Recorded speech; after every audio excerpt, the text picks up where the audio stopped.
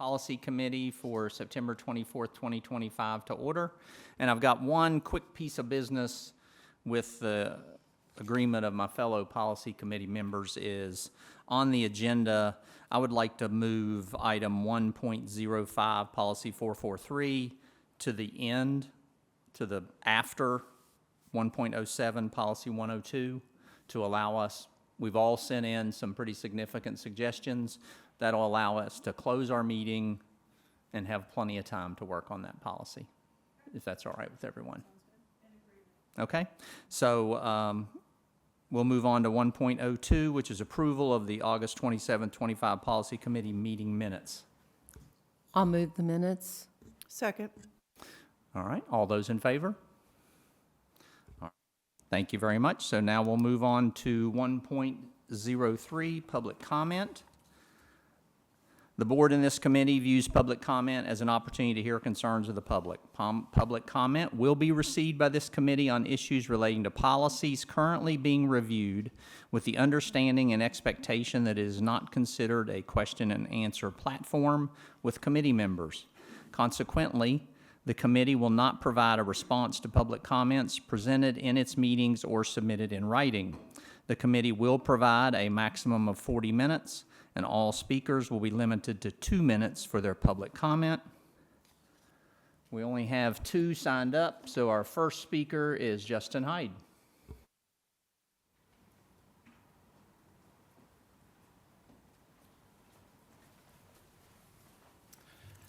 Good morning. My name is Justin Hyde. My pronouns are he, him, and his, and I serve as the elected president of the Frederick County Teachers Association.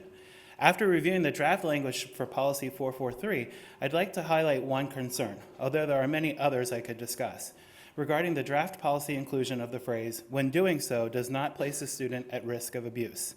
This highly problematic phrase appears in several places in the draft language. It asks teachers, counselors, and principals to make subjective judgments about whether informing parents might put a child at risk. This is not our role. We are not trained to make predictive determinations of potential abuse, nor does Maryland law assign us that responsibility. Our legal obligations are already clear under Maryland's mandatory reporting statutes. If there is reasonable suspicion of abuse, we are required to report it immediately.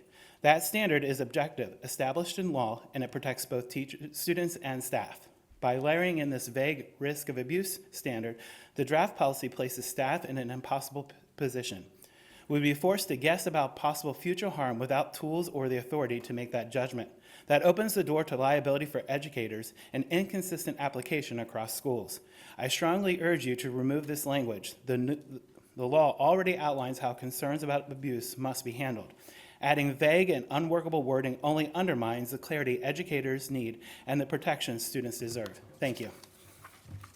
Thank you very much. And our next speaker is Heather Fletcher.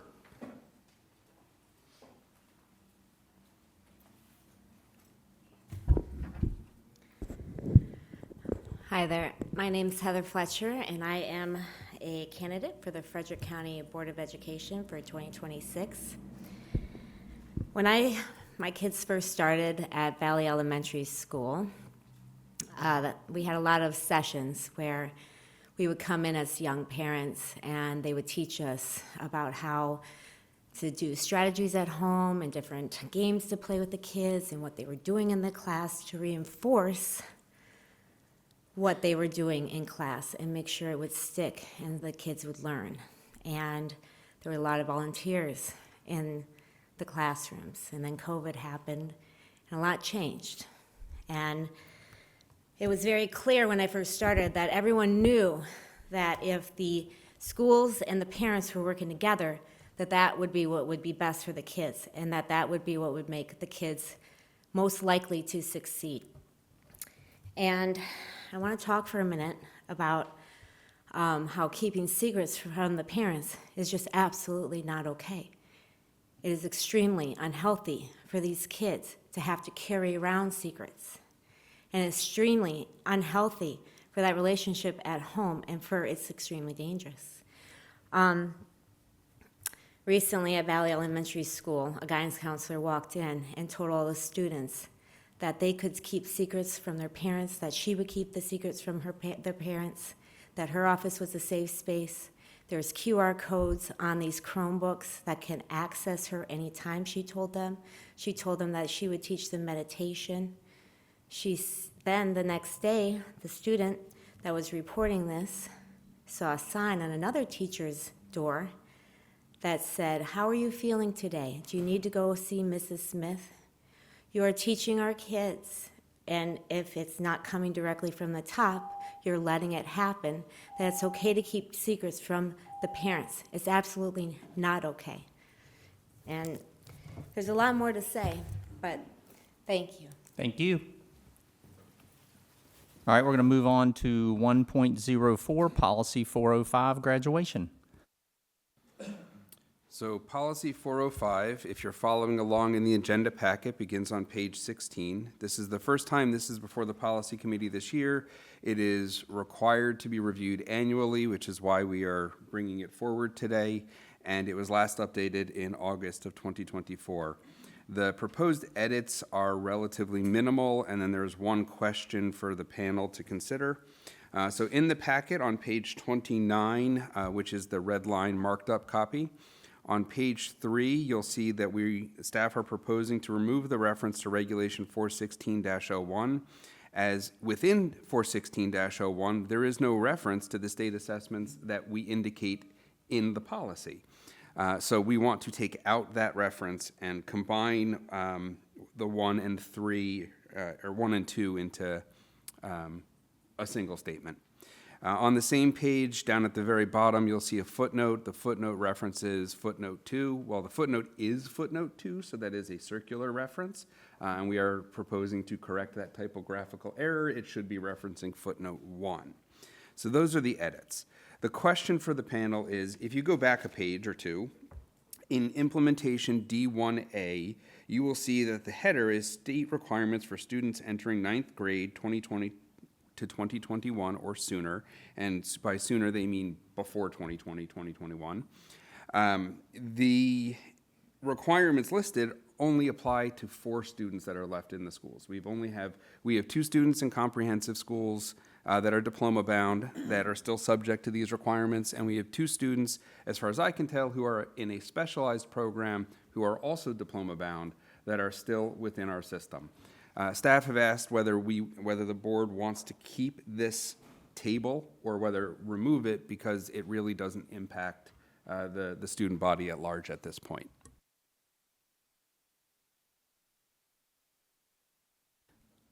I think you had provided me some context around that how many do we have left in the system?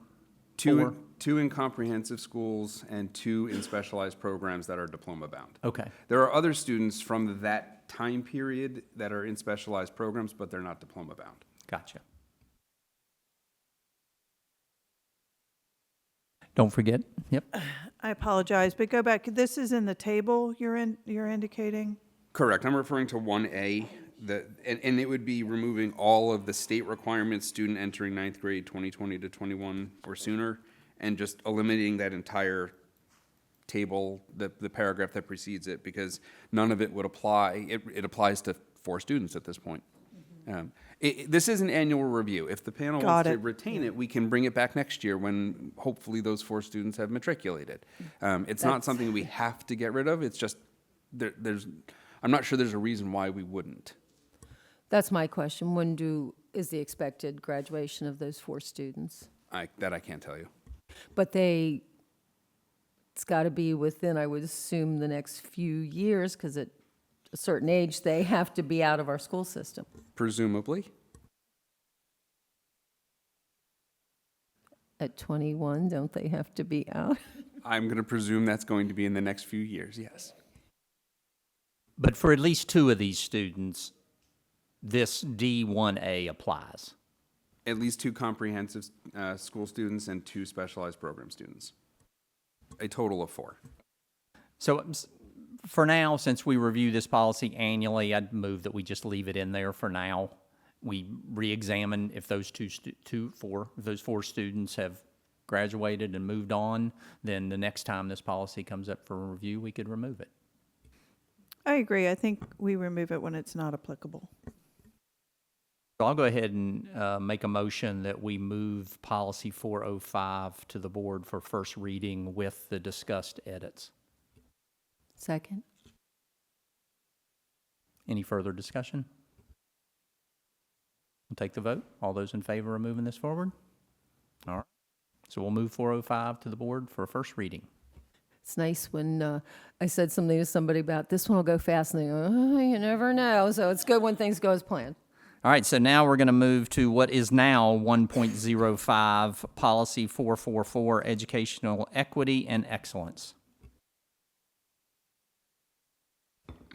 Policy 444, Educational Equity and Excellence, starts in your packet on page 51.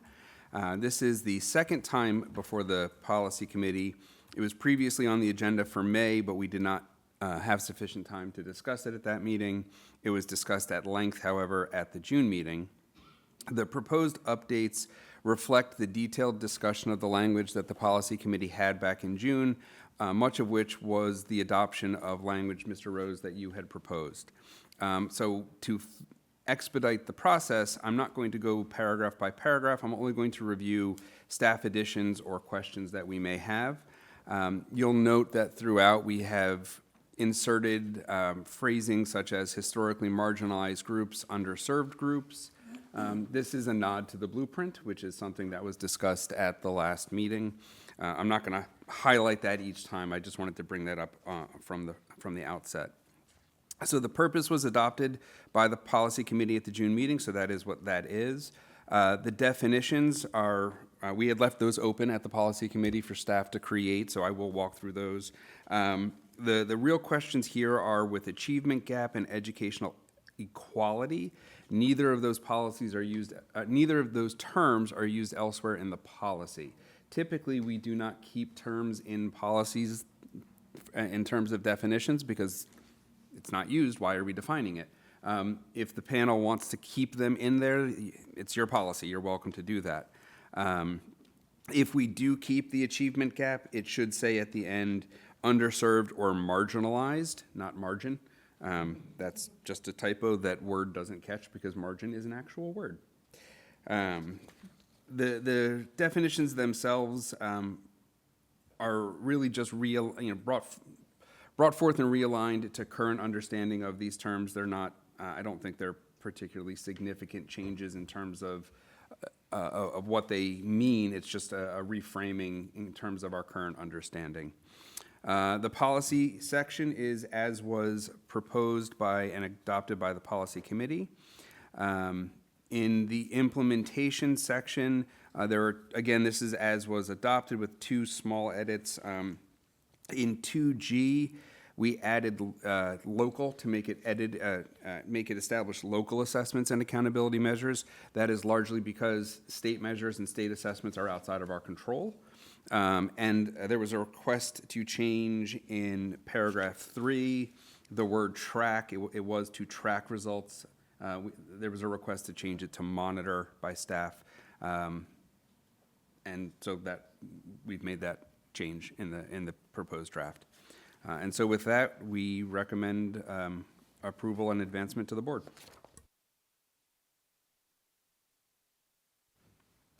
Comments, questions?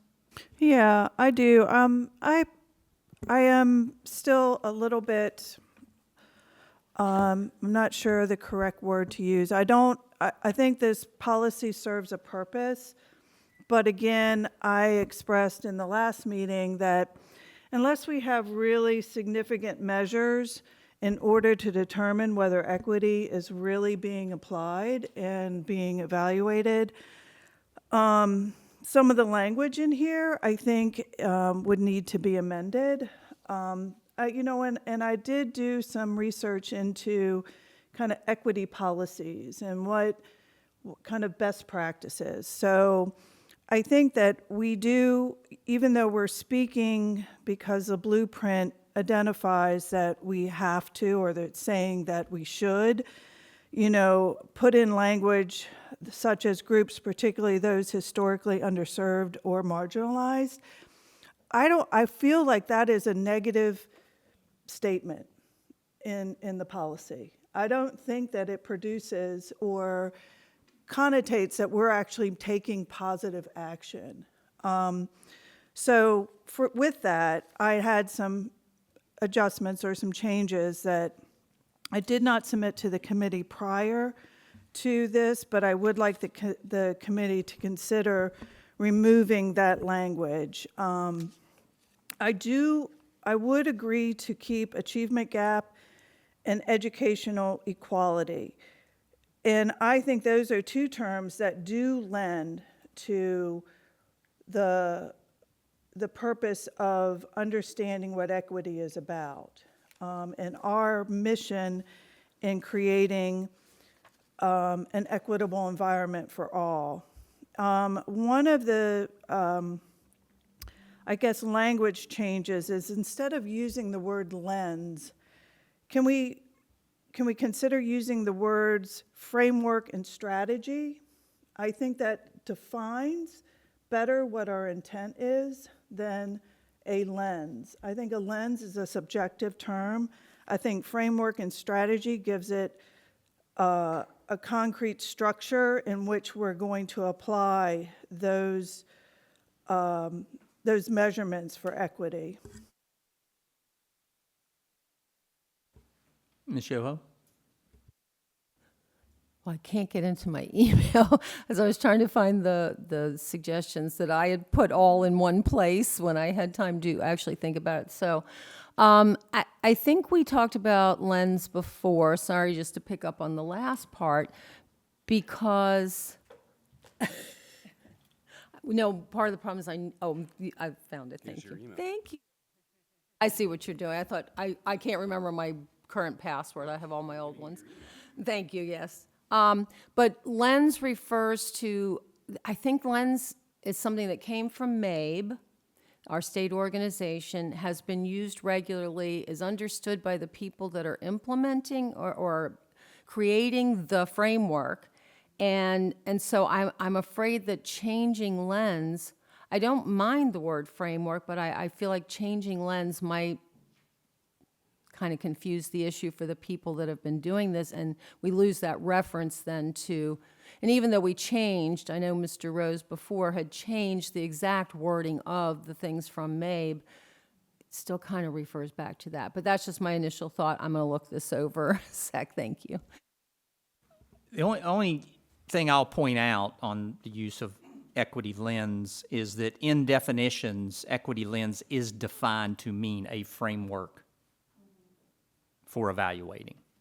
So that's the only point that I'll make, is that we actually define equity lens, a term that is used within our system and other systems within our state, and we actually define it as a framework. Okay, that a point taken. I would not be in disagreement with that. You're right.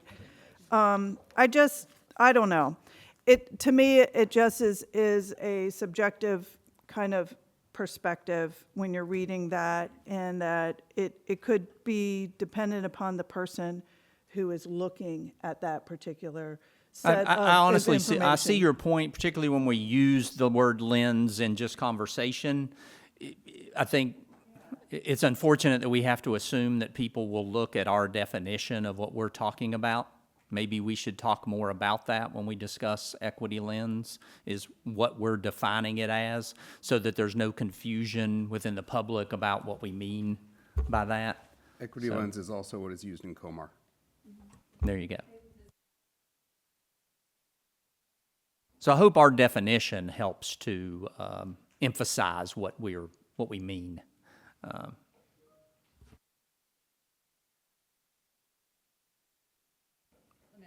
Yes. So, Ms. Allen, I completely understand what you're saying about talking about marginalized groups and the negative connotation. Like, I would like there to not be marginalized groups, right?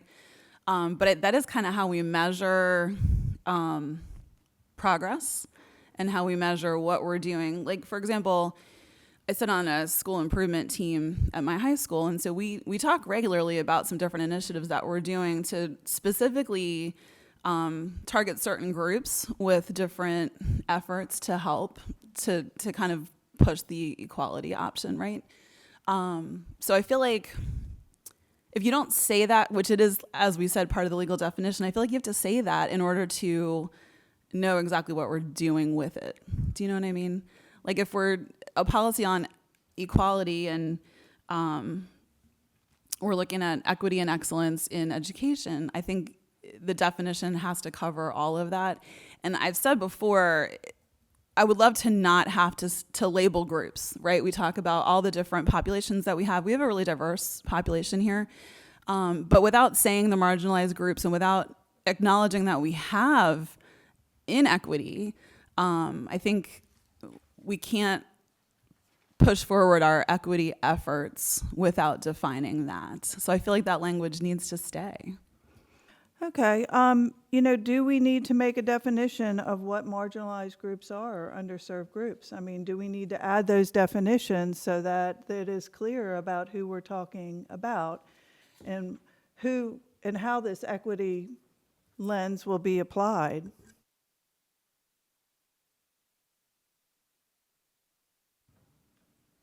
I'd be open to that definition, because I kind of concur with Ms. McNeish's point. There is that every report we do, everything we receive is broken out and categorized. I look forward to a day when all of our students are on a level playing field and have the same opportunities, but we're unfortunately not there. But all of our reports are broken out, and we're held accountable by the state on how we serve these communities. So I kind of concur with that, but I also see where it might be beneficial to provide some definition of what we're referencing in that. Does that make sense, and is that possible, Mr. Blevis? I think it makes sense. The content of that definition, I would look first to see what the blueprint says, because that would be our guiding star, for better or for worse, on that subject. If it's not defined by the blueprint for us, I would be concerned about trying to create a list, because when you create a list, you are almost always going to exclude unintentionally a group that feels they should be included. So I would be hesitant to create a list of these are the marginalized or underserved groups, but I mean, certainly staff can work to come up with some kind of a definition that meets the goals of the blueprint. Yeah, I was thinking the exact same thing, and I would hope that it would be a broad definition that included, as always, a list possibly, but not an inclusive, emphasizing that this is not an inclusive list. But okay, well, we'll agree to that. Any other questions? With respect to the concern, Ms. Allen, you have regarding how to measure the implementation, Regulation 443-01, which is the supporting regulation, has a section on accountability, and I believe that the equity team does a presentation to the board each year on how that work is coming along. So I think there are measurements that are there, it's just not in policy, which it doesn't really belong in policy. Yeah, it doesn't.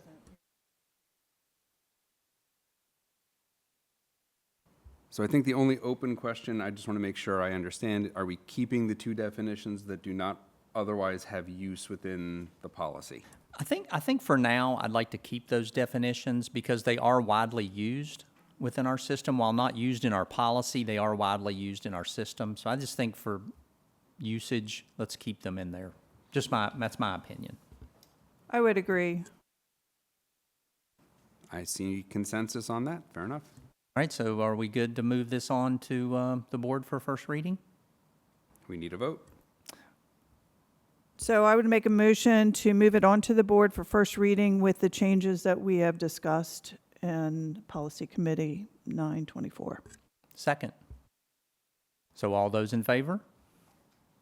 All right, so we'll move this on to the board for first reading. Thank you very much. All right, now we will move on to what is now 1.05, 1.06, Policy 102, Meetings. I'm pulling the mic closer because my finger is going to get tired holding this button down. So Policy 102 begins on page 65 of the packet. This is the second time before the policy committee. It was at the last meeting in August that it was first presented for discussion. Originally, this was intended to be brought forward in October, but staff were able to accelerate the process, make the proposed edits, and get it in the hands of the panel and the community for today's meeting. Based on the conversation, we have made a number of edits, and in addition to those edits that were discussed at the last meeting, other edits are being proposed to align us with the state of the law and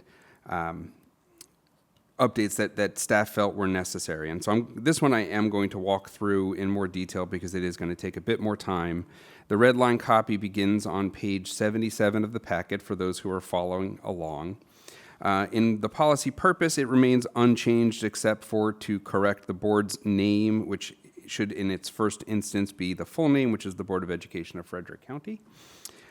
In the second section B, we have added definitions for community member and parent. Those definitions are definitions we use in other policies and regulations, so consistent with our practice to align policy and regulation definitions across the system. We have incorporated those. We have updated the definition of student for the same reason. We are choosing to try and align it to the definitions used elsewhere. In the policy statement, policy statement 1 is unchanged. Policy statement 2, we have added an additional interest for the board, and that is to reinforce to students the importance of civic participation in our democratic form of government. We have amplified the third policy statement to not just state that we are committed, that the board is committed to complying with the Open Meetings Act, but that the board is committed to ensuring that there is a respectful way to have the public participate while maintaining compliance with the Open Meetings Act. Based on the conversation that was had at the prior meeting, that seemed to be a key interest of this panel. Turning to the implementation, paragraph 1 speaks to the public meetings itself. You'll see that there are some significant changes in this section. The first of which is paragraph A now recognizes that the annual meeting must be on or near the second Tuesday in July.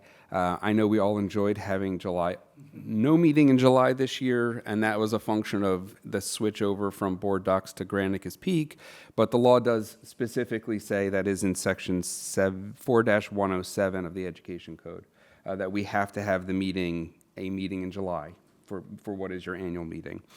Same with B, the change there to incorporate the reference to the first Tuesday in December and the election of the board officers. That is to comply with the same section of the law, 4-107, as well as 3-5B02, both which refer to electing officers. It says electing the board president. It doesn't say officers, but it doesn't make sense to elect one at one time and another at another time. So that is really the reasoning for the changes in 1A and 1B. You'll see that E has been struck in its entirety, and that's because it has relocated to a later section. It's not being removed. And then if you jump down to 2, we now have a new section for accommodations at public meetings. This was previously incorporated in the public meeting section, and staff felt that it was appropriate to separate this out and have it stand alone to indicate that we will continue to provide interpreters upon request when needed. The only real change to 2 is that in doing that, we realized that A and C were somewhat duplicative, and so we were merging those into one single paragraph. Otherwise, the accommodations at public meetings really is unchanged.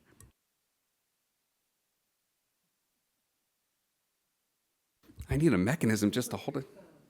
Well, no, it's okay. So the section 3 was meetings format. We are reframing it as attendance at meetings. I know there has been some discussion about ensuring board members are attending the meetings to which they have been elected to attend. And so this is just a reframing of the same concept that board members are expected to be present physically, but that telephonic or virtual participation may be necessary, and that's okay. That's really what this section is saying. But again, it makes it a standalone paragraph that highlights for the board members and for the community that these are the board's expectations. The regular meeting agenda, again, this paragraph is largely unchanged.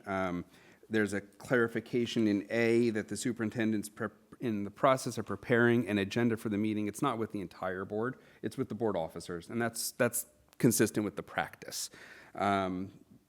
B is a reframing of what the agenda shall include. It previously just said the matters proposed by the superintendent and issues of concern to the board. I thought it made sense to compile in one place because later on there were sections, there's a reference to the anticipated date and start time of the meeting and the location of the meeting. Well, all of that should be in one, I felt all of that should be in one place. So it's really relocation there as opposed to removal. The question, one of the questions I have for the panel coming out of this section, 4B2 speaks to matters of concern to at least 3 members of the board, which is the practice for how a item gets added to the agenda by the board. 3 members have to agree. Would that include the student member of the board? They are members of the board according to the law. They are not voting members of the board, but It actually does now. We actually agreed to allow the student member of the board to put forward agenda request forms. and They so- still have to be signed on by two other by two other members members? of the board. But we did make a change in which our student member of the board can put forward requests and also sign on to requests. So then for clarity, I might suggest we add a statement there that includes, which may include the student member of the board as one of the 3. Yeah, I would agree with that because I was having to refresh. I was like, I looked at kind of puzzled. I'm like, didn't we already address this? It's coming back to me because you abstained on that vote. Yes, Elijah Steele was persuasive. So he moved you. He moved you. Yes, so I remember now. I think it's very good to put it in. Good catch.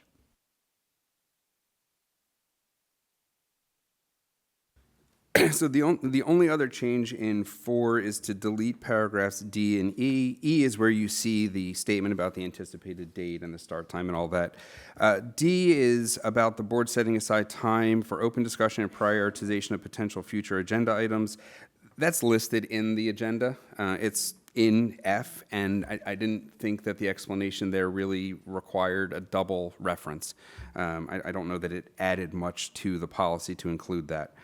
So as I'm always looking to make things briefer, I thought recommending the deletion of that paragraph made sense.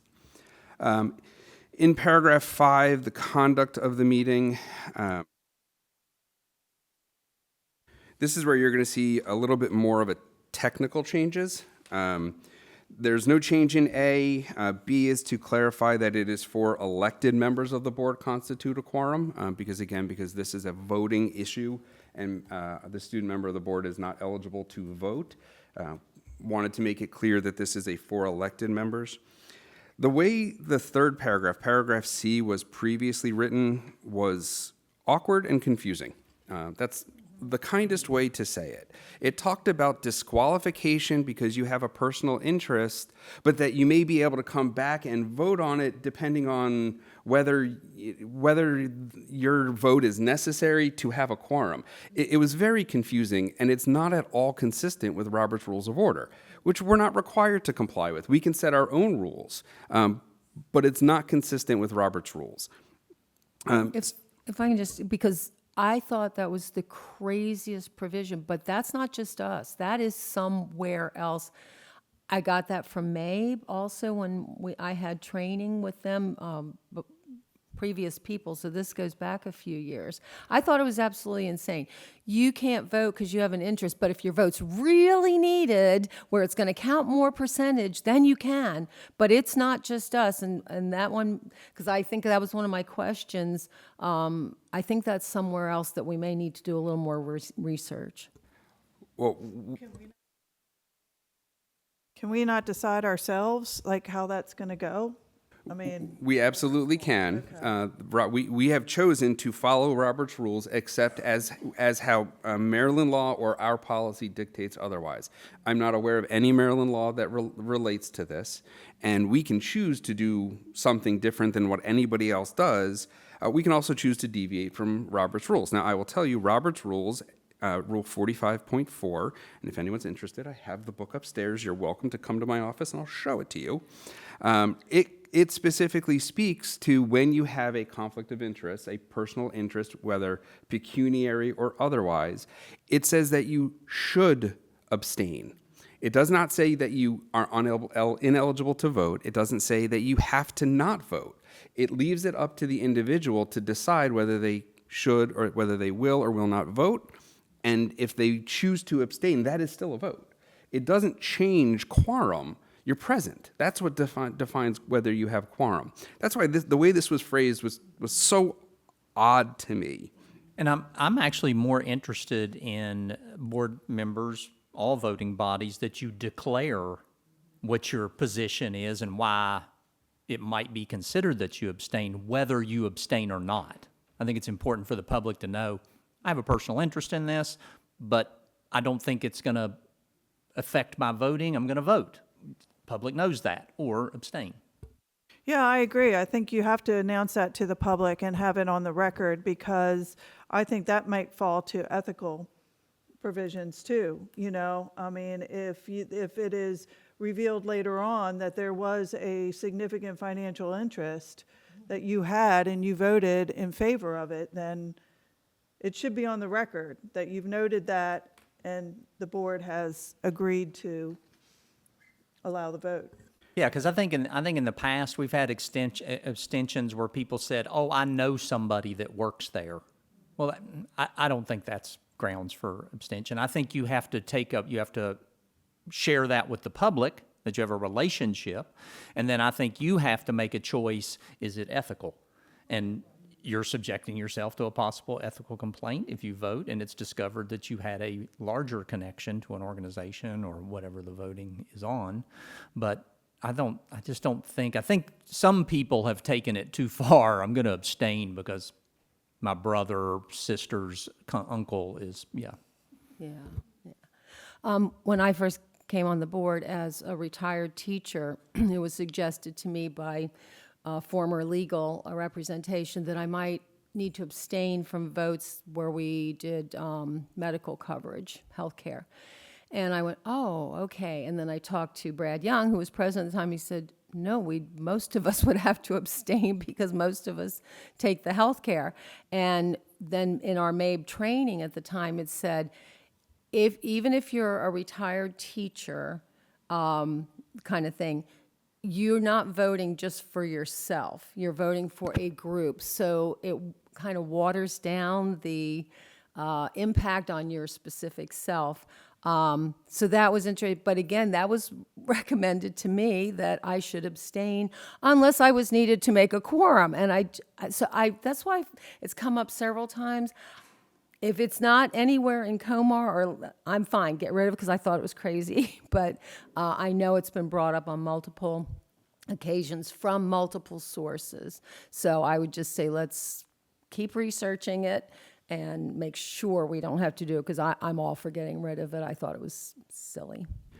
So there's actually an ethics opinion on the subject of whether a board member can vote on an item which they may have some interest in because they happen to live in the feeder pattern where the question arose. And the answer was no. Yes, they can still vote. It is not an ethical violation because they're not making a decision for themselves. It is for the community at large. So the way, bringing us back to the policy, the way I have reframed 5C after deleting that unfortunate language is to make this a very clear statement that you need to have a majority of the elected board members present at the time of the vote for the item to pass. And we're kind of jumping forward here. I think you did a great job then of outlining the remainder of what's necessary in D and E. And I know So- you'll cover that, so. So D is the statement that suggests that, is the statement that addresses the abstention from a vote. And the language in this is directly out of Robert's Rule, except Robert's Rule uses the word should abstain. I've included the word shall abstain because that is a nod to what was previously present in C. It's up to the board. We can deviate from Robert's Rules. We're not required to use should. If it is your decision that an individual with a direct pecuniary or personal interest must abstain, then we can make that a shall abstain, and that's really up to you. Based on the conversation I've heard so far, I would also add to the end of this sentence and announce the reason why. I like that. Then the last paragraph in this section is really to help clarify the understanding of what it means to vote and what the quorum is. This is in response to well, if you don't have enough people, but you're needed to have quorum, then you can still vote. That's what this is in response to. That it's a clear statement, I think, that a vote to abstain for any reason doesn't alter the determination of whether there is quorum at the time of the vote. And I provide an example to help illustrate if 4 elected members are present, there's sufficient quorum to take the vote of at least 3 members necessary to pass. Abstention of 1 doesn't change, that you still would have 3 members to pass. So that is the section on conduct of the meeting. 6 is a new section. This is a new decorum and safety section.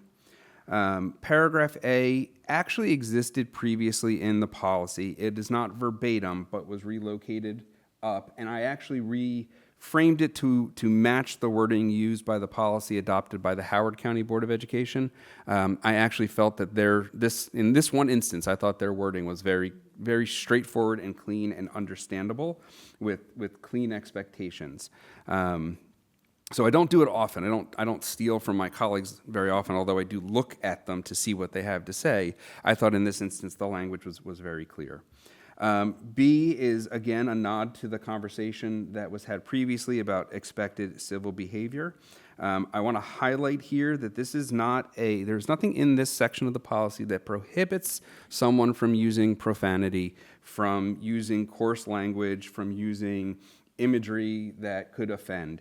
This is an encouragement. This is an encouragement to the community to refrain from such language or imagery or symbols, but it is not a prohibition. I spent a significant amount of time researching the law on this. There is case law that would support both sides. We could ban outright. We could choose to take this approach. I believe that this approach would absolutely survive a facial constitutional challenge, and so that is why the recommendation is not to make an absolute outright ban, but would encourage those to not use that word, those words that can offend those in the audience or in the community. C is a safety item. As you can see, we've implemented it in practice by putting the barriers to accessing the dais. So C prohibits approaching the dais before, during, or after the meeting, and asks that anybody who wants to provide a flyer or a prop, baseballs, bags of grown fruit or vegetables, all of things that we have seen at board meetings, that they should be left in the appropriate space designated for it at the presentation table. We have a basket that we put out for those things. It's really a safety item, making sure that all members of the board and Dr. Dyson, who also sits up in this seat, feel safe in this space. D is the restatement of the ensuring orderly conduct at the meeting that we can have security personnel present, a nod to our friend in the back. This is copy and paste from the earlier section. And then the last is brought forward from later in the policy as well, that the board president may order a person to leave or take other action as necessary to ensure compliance with the decorum and safety, and frankly with any piece of the policy. So before I proceed, I do have a question for the panel, and that is, do we want to add a statement about face coverings except for religious or medical needs to the safety and decorum section?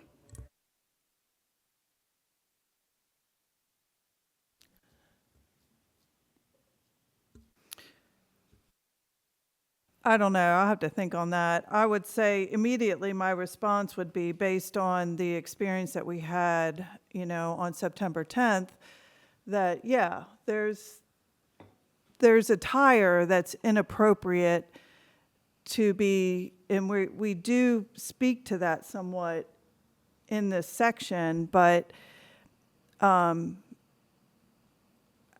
yeah, I don't know. I mean, I would tend to say yes, that if you are purposely covering your face so as not to be identified, then yes, I would prohibit that. If there was any other reason for that face covering, then it should be allowed. And I appreciate that you added for health or religious reasons. I think that's appropriate. I think one of the reasons this was brought forward was this was actually brought to leadership at the last meeting by the deputy, that if he basically said, I'm not going to allow anyone in here with a, so you do you. Appreciate that. So I support it as well. Yeah, I had to, you had to think about it. It's like when people step out, what happens out there, that's public streets, and the police can deal with that, and obviously did try and didn't find that anybody actually crossed the line. It may be intimidating.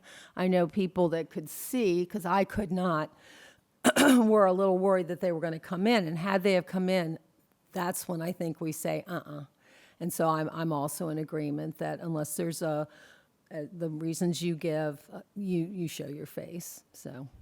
We have that in the student dress code, right? That they really can't obstruct their facial, in class unless there's a real medical reason for doing so, correct?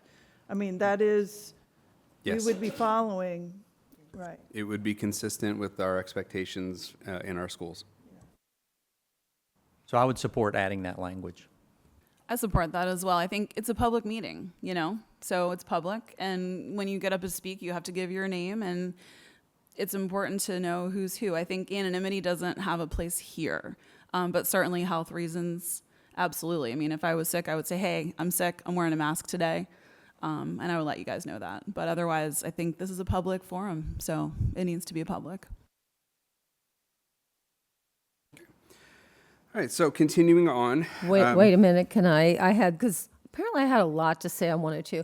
I was babysitting my granddaughter, and Friday night she spent the night, 7-year-old, at her friend's house. I had a lot of time to go through this, and since then, not so much. So I do have my notes, and I had to see them. So on 6, I just asked if we could add something, 6B, just about as expected in any other FCPS building. Sometimes it seems like we forget that this is an FCPS building, but that, I'm not strong on that, but I just thought a reminder might be. And so the whole thing with putting the materials, I did ask about that, because sometimes people want things handed to us. If they put them there, how do we get them? While they're speaking? Either they will be brought to you by staff or by the executive assistant. And so as long as we make it clear to the public, and a lot of times they were giving them to Miss Rich and passing them, but so we just have to make that clear, because they're speaking from back there.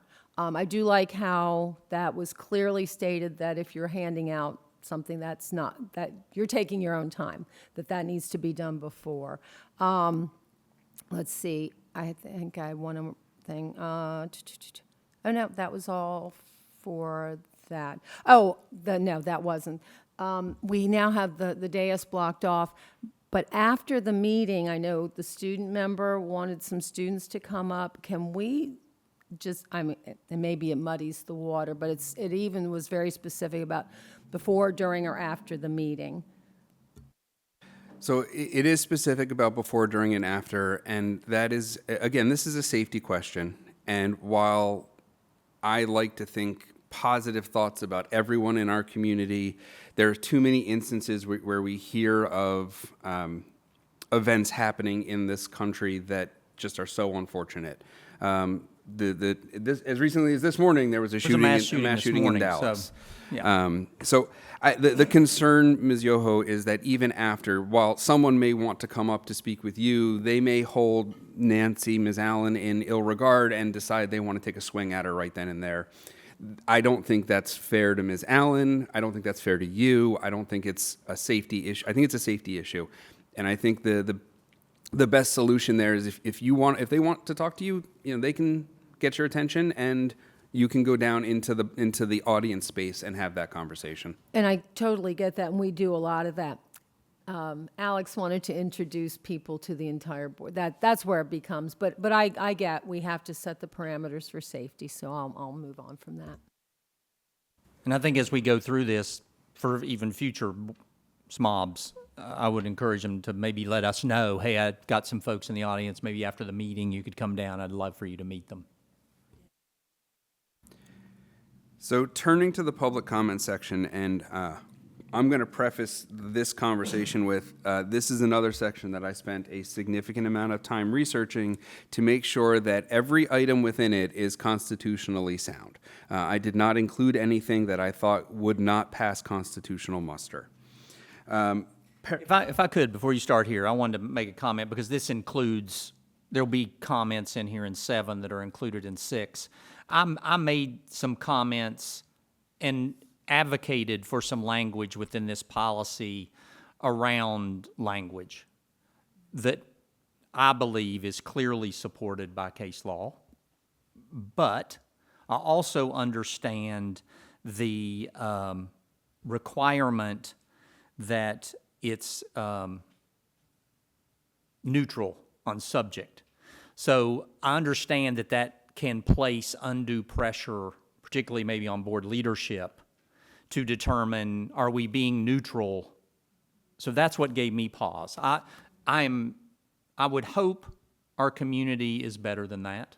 I don't think there is any place for some of the profanity that I've seen at other board meetings throughout Virginia, West Virginia, Maryland, everywhere. I would hope people are better than that, but in some cases they're not. It's performative, it's all about clicks or video, but I do understand that it places unnecessary pressure on us to determine whether we're being content neutral. So I don't want there to be any question of that, and that's the only, I'll be frank, that's the only reason I'm backing off on this, because I think there's no place for it. But I understand that how would we ever determine content neutrality? So just wanted to throw that in. Can you lead me to where, because I had the same. We'll let him go thought. on into 7, but I wanted to make, we're now in part 7, but that was, Oh, that was up contained there. in 6 was where we talked about, we're asking you. So instead of demanding. So the new version of the public comment section, and frankly, for those who are reading it at home, it might be easier just to read the clean copy because there is so much red line in here that it actually is probably easier to just forget that the old existed and just go to the new. Paragraph A is intended to frame the remainder of the section.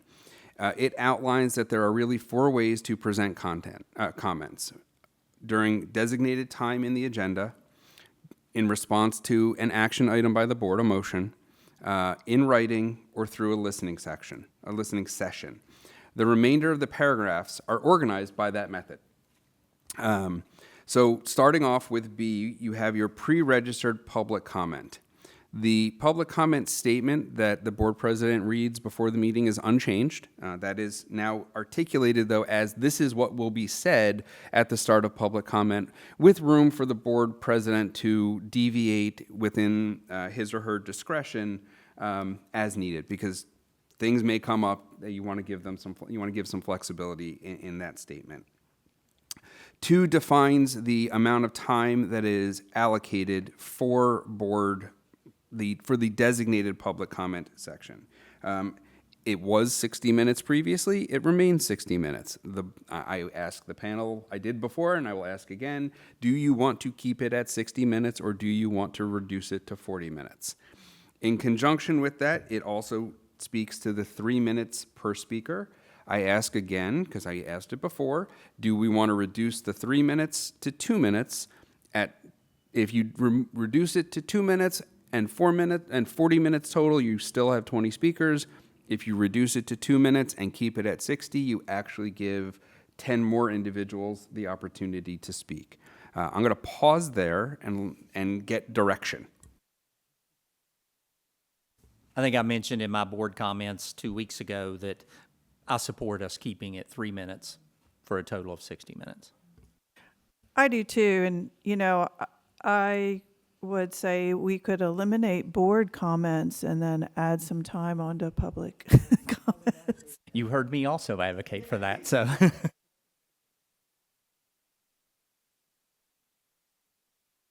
We put the 3-minute cap on a few years ago so that we were considered just as any other member of the public. But no, I think as elected officials, we get I just think, yes, we talk a lot, but we should also have our time to say what we want to say. And I like how it's worded because it says maximum. So that gives you a little bit of flexibility if you need. But having spoken up there for 2 minutes and 3 minutes, 2's tough. And I talk a lot and I talk fast.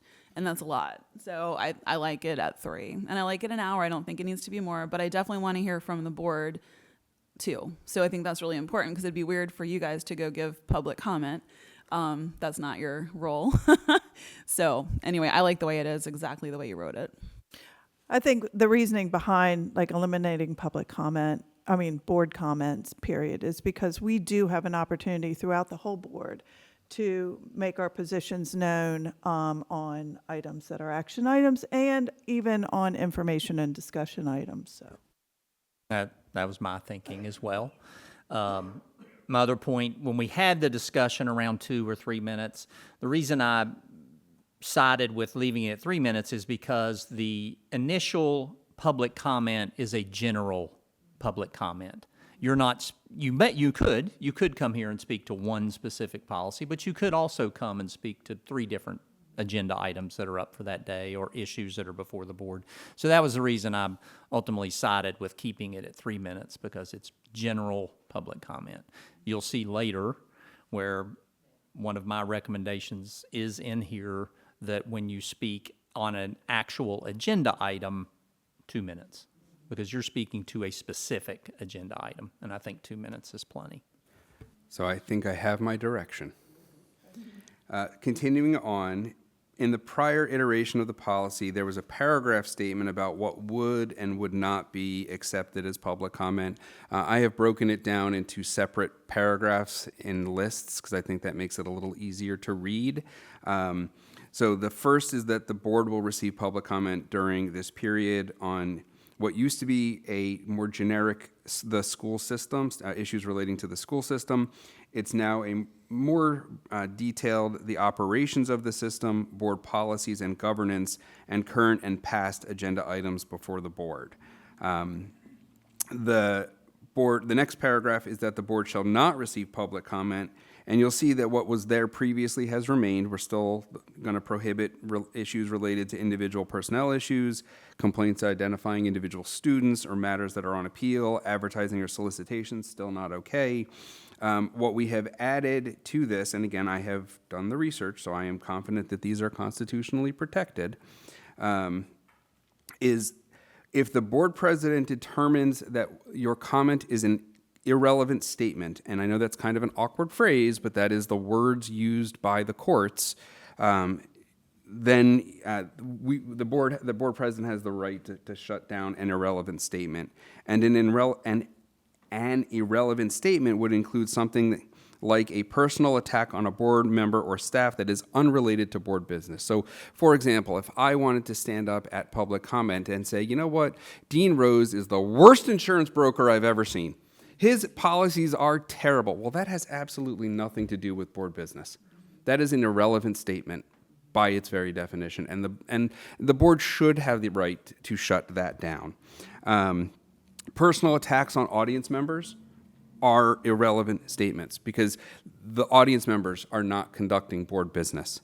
and threats or other disruptive behavior are considered irrelevant statements.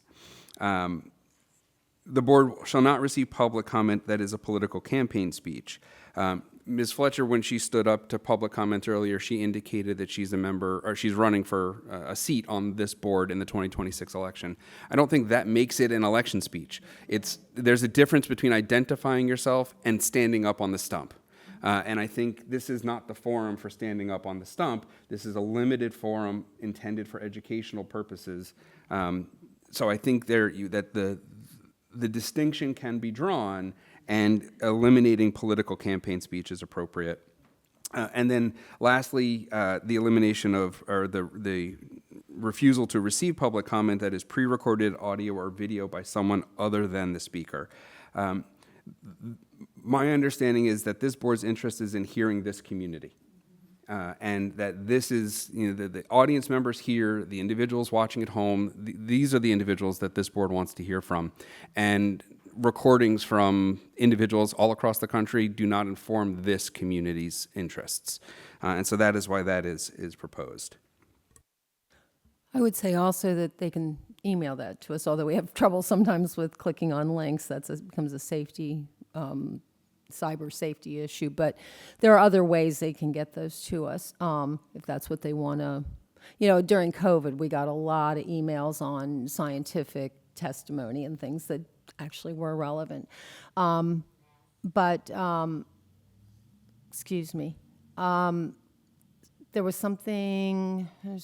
Oh, Mr. Rose talked a lot. There was a lot of talk about attacks, personal attacks, and criticisms.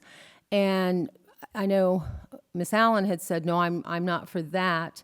And I said, well, I'm not for that either. We are elected. I totally agreed. If I didn't go into that much detail, I totally agreed.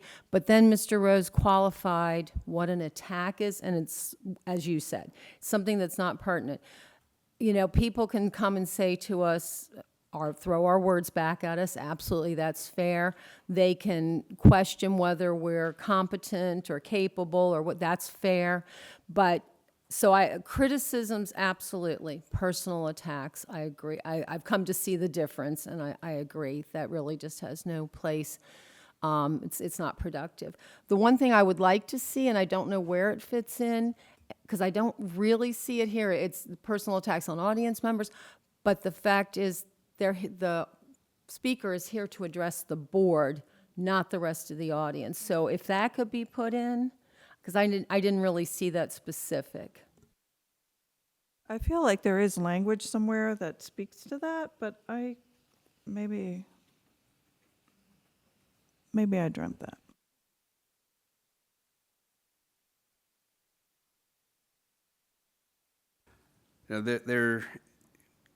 There's not a specific statement that comments should be addressed to the board or to the board president, both of which would be constitutionally valid. It's in a number of cases. So we can certainly add a statement that comments from those selected to speak will be directed to the board.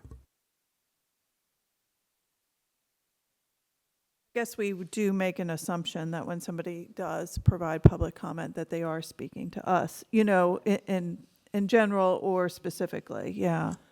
But the problem is we've had people veer from that, and we've had back and forth with audience members and speakers, and that's neither side is appropriate. The speaker is speaking to us, the audience needs to be quiet and let them have their 3 minutes, and they can include the audience. Obviously the audience is going to hear, but we're the ones that are, again, write a letter to the editor if you want to hit the public with your opinion. And actually the corollary, Ms. Yoho, would be comments should be directed to the board, and audience members should respect the right of the comment to be made without interruption. Yeah, put that language in there. Yep, I like that. I like that. I like that a lot. I just want to note that I'm looking at time, so I'm cognizant of where we are. But I do have some comments and proposed changes to areas that we've already covered, but I was waiting until we completed this. So we're getting there, and remember, we do have an extra half hour for today's session. And since we only had a couple of public speakers, we gained back 30 minutes. We're there doing, as we're doing well. good. So we'll let him get through this initial presentation, and then we'll go there. So the next section in the public comment is where we start to speak about the registration for public comment. And one of the big things you're going to see is that we have eliminated the walk-in registration. This is a recommendation based on the needs of staff and the challenge that the walk-in registration places on staff. We have to have the computer set up. We have to have those computers manned by an individual. The executive assistant has to scramble in the 5 minutes between when the registration closes and when the board's 6 p.m. meeting starts to update the public comment list and provide that list to the board president. She then has to update that information in Granicus, which requires some process of reopening it and uploading a new version of things. It becomes very cumbersome. It also impacts the board's work. I can count on 2 hands, so it's not an insignificant number of times, where during closed session, the comment has been made, hey, we need to finish up because we need to open up so the registration can take place. And that's impairing the board's ability to do its work when it has an item for closed session or admin function. We've had a year under the current structure with the walk-ins. I think that it's appropriate to make the switch to a fully virtual pre-registration process.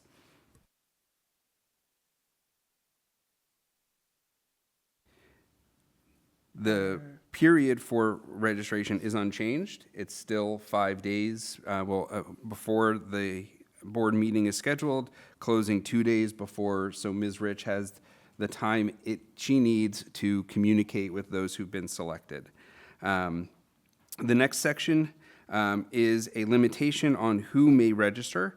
In the past, it was unstated that there was any kind of limitation. The proposal is that it be limited to a community member of Frederick County, and you'll recall we defined community member, a Frederick County taxpayer, which would include those individuals who own businesses in Frederick County but do not reside in Frederick County, or Frederick County parents, student, or staff members. This was a request made, I think this was made, Mr. Rose, during your comments, you suggested something like this. I've looked extensively at this, and this is a limitation that the law does permit. I know, Ms. Allen, you don't love this particular paragraph because you've indicated that you didn't like that previously. And I put it in there because it is constitutionally valid, and it was proposed by Mr. Rose. It can certainly come out if that's the consensus of the panel. As part of the registration process, we're still asking for your telephone, email, and zip code. We're not asking for an address. We still want to know whether the speaker is a student, what the topic you want to discuss, and whether you need an interpreter or some other kind of accommodation. And we are being a little more clear about the request for a name, and that is we are going to ask for your full first and last name as it appears on a form of government-issued identification. This is another safety-related concern. It is also intended to ensure the orderly processing of the board meeting and the public comment period. And it ties in to a later section, which we will discuss, about ensuring that those who are selected for public comment have a space in the room for a seat to make sure they're available to participate in public comment. The failure to provide, and it's expressly stated in here, that the failure to provide the requested information or to provide falsified information is grounds from disqualification from public comment for that board meeting. Not for future board meetings, not for every board meeting, but for that particular board meeting. And I'll pause there for comments. I'll first support my point here about, I'm just going to do a broad term, but Frederick County residents and taxpayers. One, I take full credit for support for this section, but I also received this input from an executive member of the Republican committee, that they were also concerned about outside members coming in and speaking to things that impact Frederick County and speaking on broad terms about issues national in basis. And they made this recommendation that we should restrict public comment to Frederick County residents. I frankly agree. I really don't understand in that regard. On this one issue, I don't understand why we would need to hear from someone. I will say this, I would possibly put an option there if we are going to hear from a representative of our county at either the state or federal level. Example being, our state senator does not live, our senator does not live in Frederick County. Our delegate to the House of Representatives, federal, does not live in Frederick County. So I would like there to be, if either of those people chose to come here and address our board, I'd like there to be an opportunity for them to do so. So I think that's a narrow.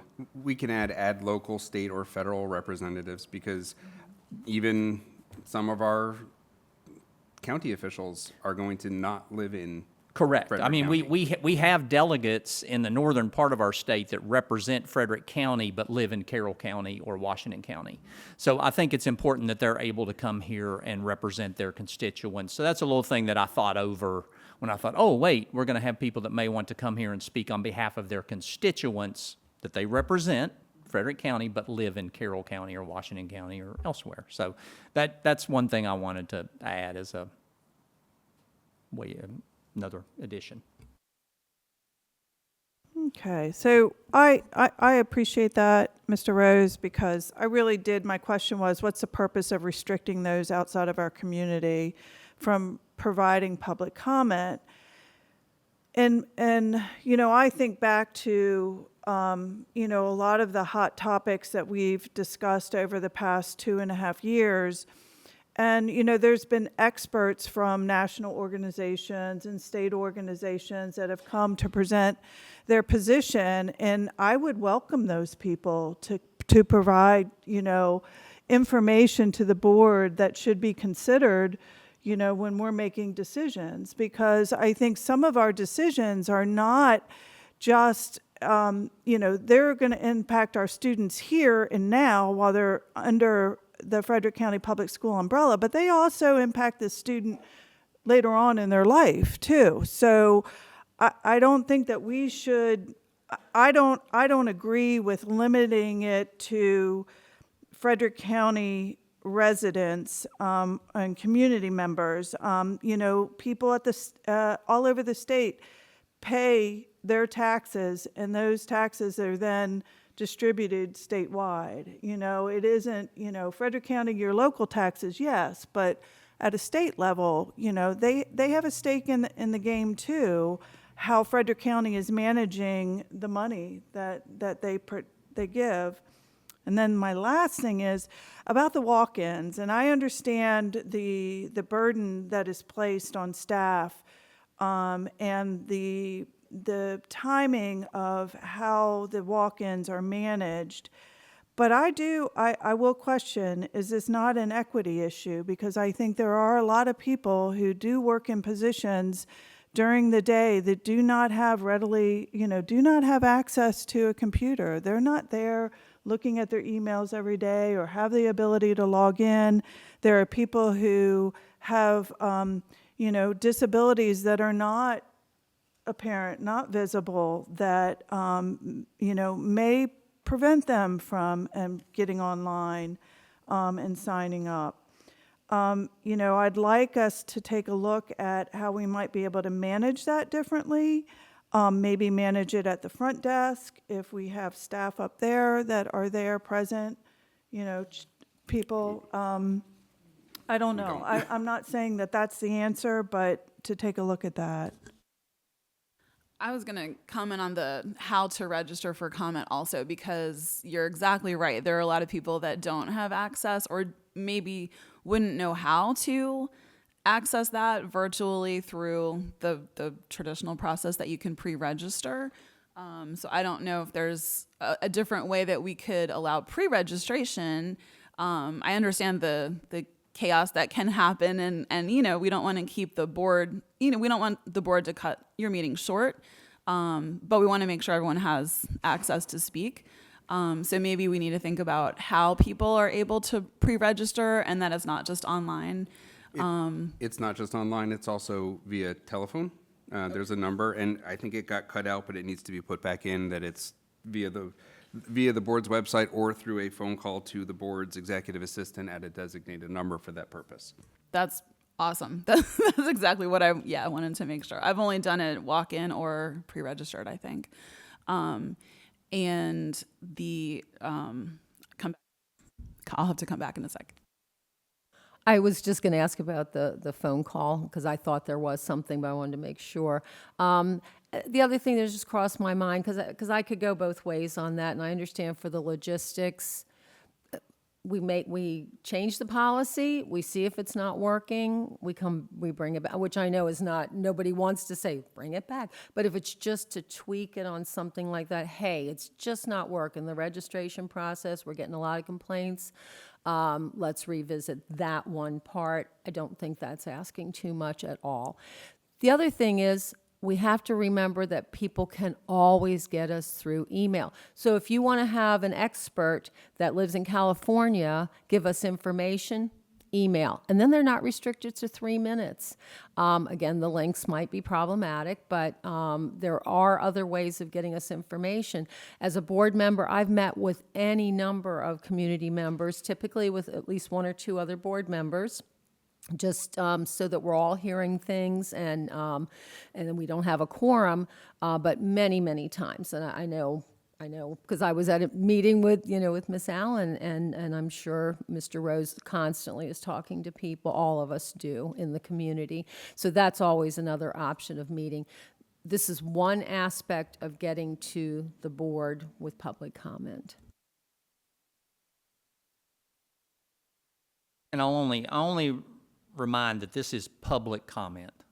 I welcome all of our presenters. We've had Mental Health Association, we've had any number of nonprofits come here. They bring experts or people. We don't restrict that. There's no restrict. If they want to bring an expert, because I also look at it like there's an opportunity for us personally to pre-vet whether we consider that person's opinion an expert opinion. If someone comes here, I don't know, they sign up for public comment. I have a PhD from Shenandoah. I don't know. But I think if they're a presenter, yes. I mean, if you want to come here and tout your educational or your background in the field as a resident, it's public comment pertinent to our system. That's the only reason I'm even there.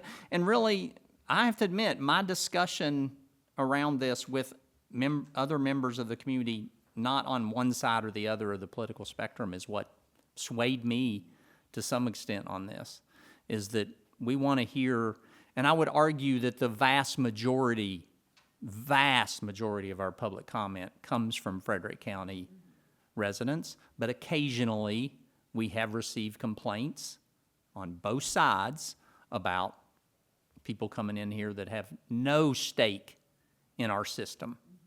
So we're not an entertainment vehicle. We're not a vehicle to get your video clip up. Just like we talked about, you're not allowed to come in here and campaign.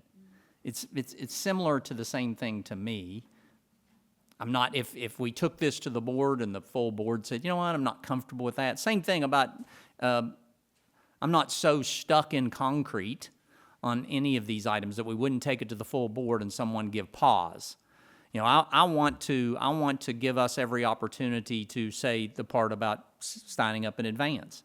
I want to phone, email through the standard. I want to make sure that link is as easy to get to as humanly possible. I want it on page 1.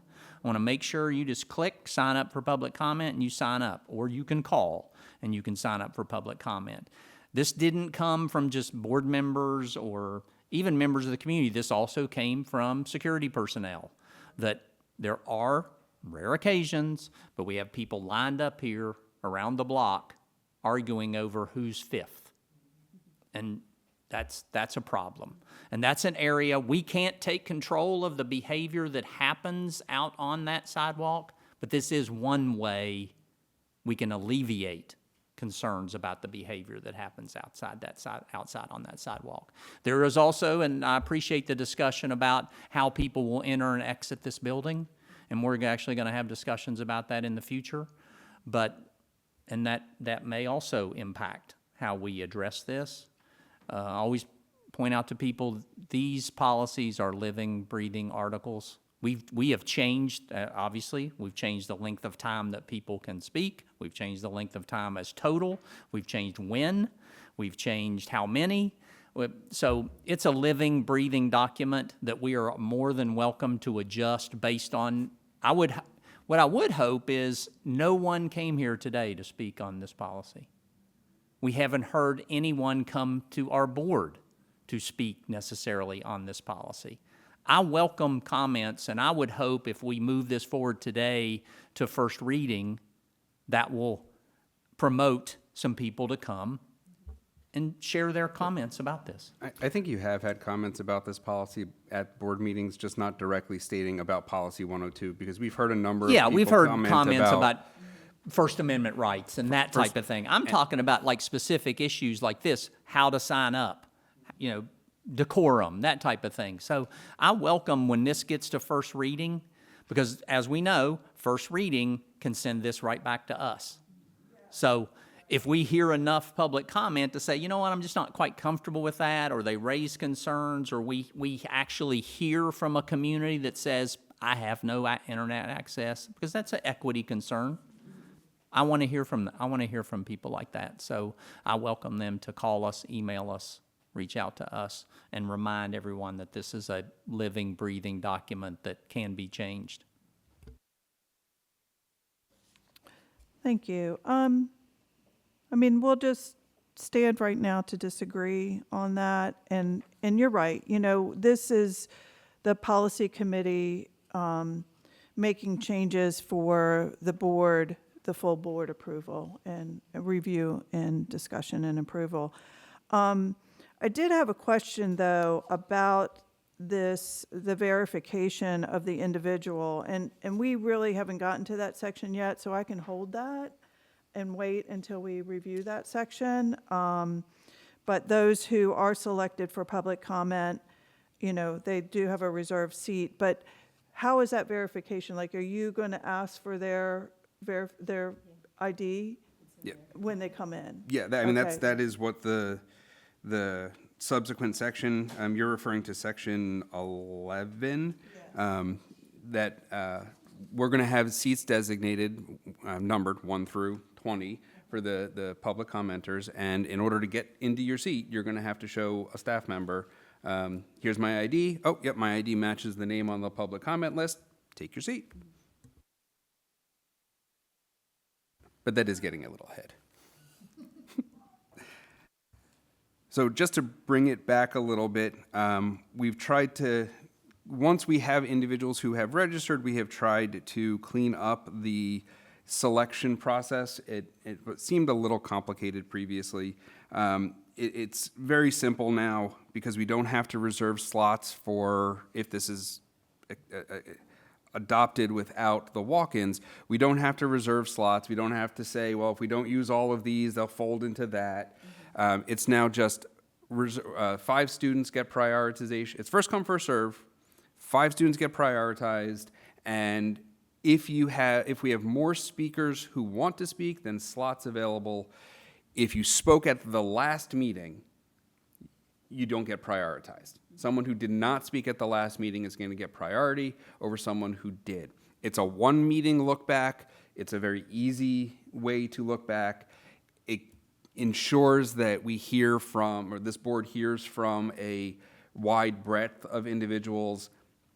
Those who aren't able to speak in the second meeting because they spoke in the first, they can come back at the third meeting and speak if they want to register. And they also have the written comment opportunity as well. So that's paragraph 8. Paragraph 9 is the notification. Again, this cleans up the notification language because now we don't have to reference the walk-ins. I will add to this that the notification should be by email or phone, depending on the method in which you sought to register. Because it's fair to say, you know what, if I'm registering by phone, maybe it's because I don't have an email. So to say that I'm going to email you back, maybe that's not the best method. Paragraph 10 is about yielding time. In order to ensure the orderly administration of public comment, the person who's registered is the person who speaks. This is not an opportunity for me to stand up and speak for 1 minute and then say, you know what, I'm going to yield the balance of my time to Ms. Allen, who can now stand up and speak, even though Ms. Allen didn't register. And I believe that that includes parents yielding time to students, and that's why I gave that as an example. If the parents want their student to speak, they can register their student. And we very rarely have all 5 students. We do tonight, actually. But we very rarely have all 5 student slots filled. So the opportunity for students to speak is important. It's a part of that civic education that the board emphasizes, that we've added to the board's emphasis early on. And so I think that that's necessary. Then register the child. So we have a clean record, so we know who is here to speak, and so we can prepare appropriately and keep that section of the meeting moving. I wanted to point out one thing here. We're not restricting students to only 5. Correct. Yeah, so I mean, We're just that's the point there. we're They could- reserving 5, We're but- reserving, ensuring that there are 5 spots, but if a student wants to speak within the other 15 slots, sign up. Parents Correct. can sign them up, they can sign up. So I want to make sure we're clear on that. We're not restricting student speech. We want to hear from them. We have actually, tonight we have 5. We've actually had 6 in the past, and they signed up as regular commenters. So I just want to make that clear. So the next paragraph is the paragraph that we were referring to a few minutes ago with the reserved seating. This is again to help with the administration of the process. As it stands now, the board president calls out the first 3 names. 1, 2, 3, they go up, the first person comes up, and then 2, 3, 4, and then 3, 4, 5. And this should help facilitate that because now we'll know those first 20 seats next to the podium, those are the seats that are designated. They're filled. If there's an empty, we'll know that that's an empty for a reason because it is someone who has not shown up for their speaking time. It happens. And that way we can move the process along a little faster. Paragraph 12 speaks to, back to paragraph 11, there's a sentence that's important, and that is the failure or refusal to provide the government identification to verify your identity is grounds for refusing to allow the individual to speak. Again, it's making sure we know who's in the building, making sure we know who has been, that the person who has signed up is the person who is actually speaking. The next paragraph speaks to the 3-minute speaking period, and that is that if you need time to set up a display, you have a graphical chart you want to show, that's fine. Go ahead and show it, but that's a part of your 3 minutes. And that is a fairness to everyone. The last piece is that every speaker will begin their comment with identifying their name and their affiliation with the school district.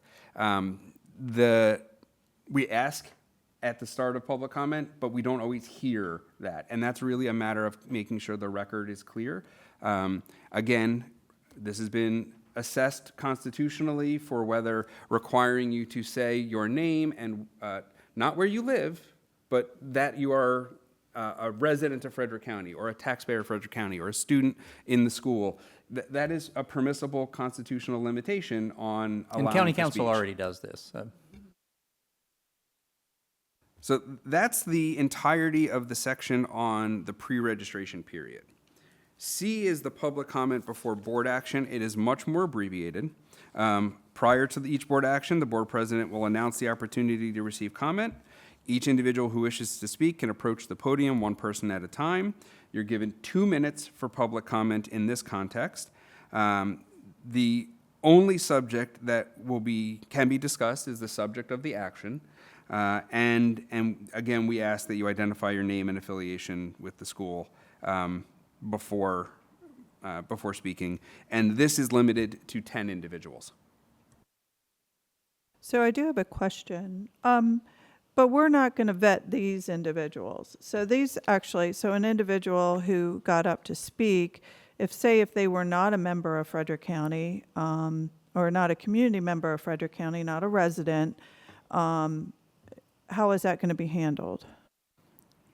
Technically, this is a situation that you just talked about where a proposed expert could get up and speak on a specific action item, because they are giving specific input on an action item. We would like them to come up and say, my name is, and I am, but we're not saying in this section, we're not going to check IDs, we're not going to vet you.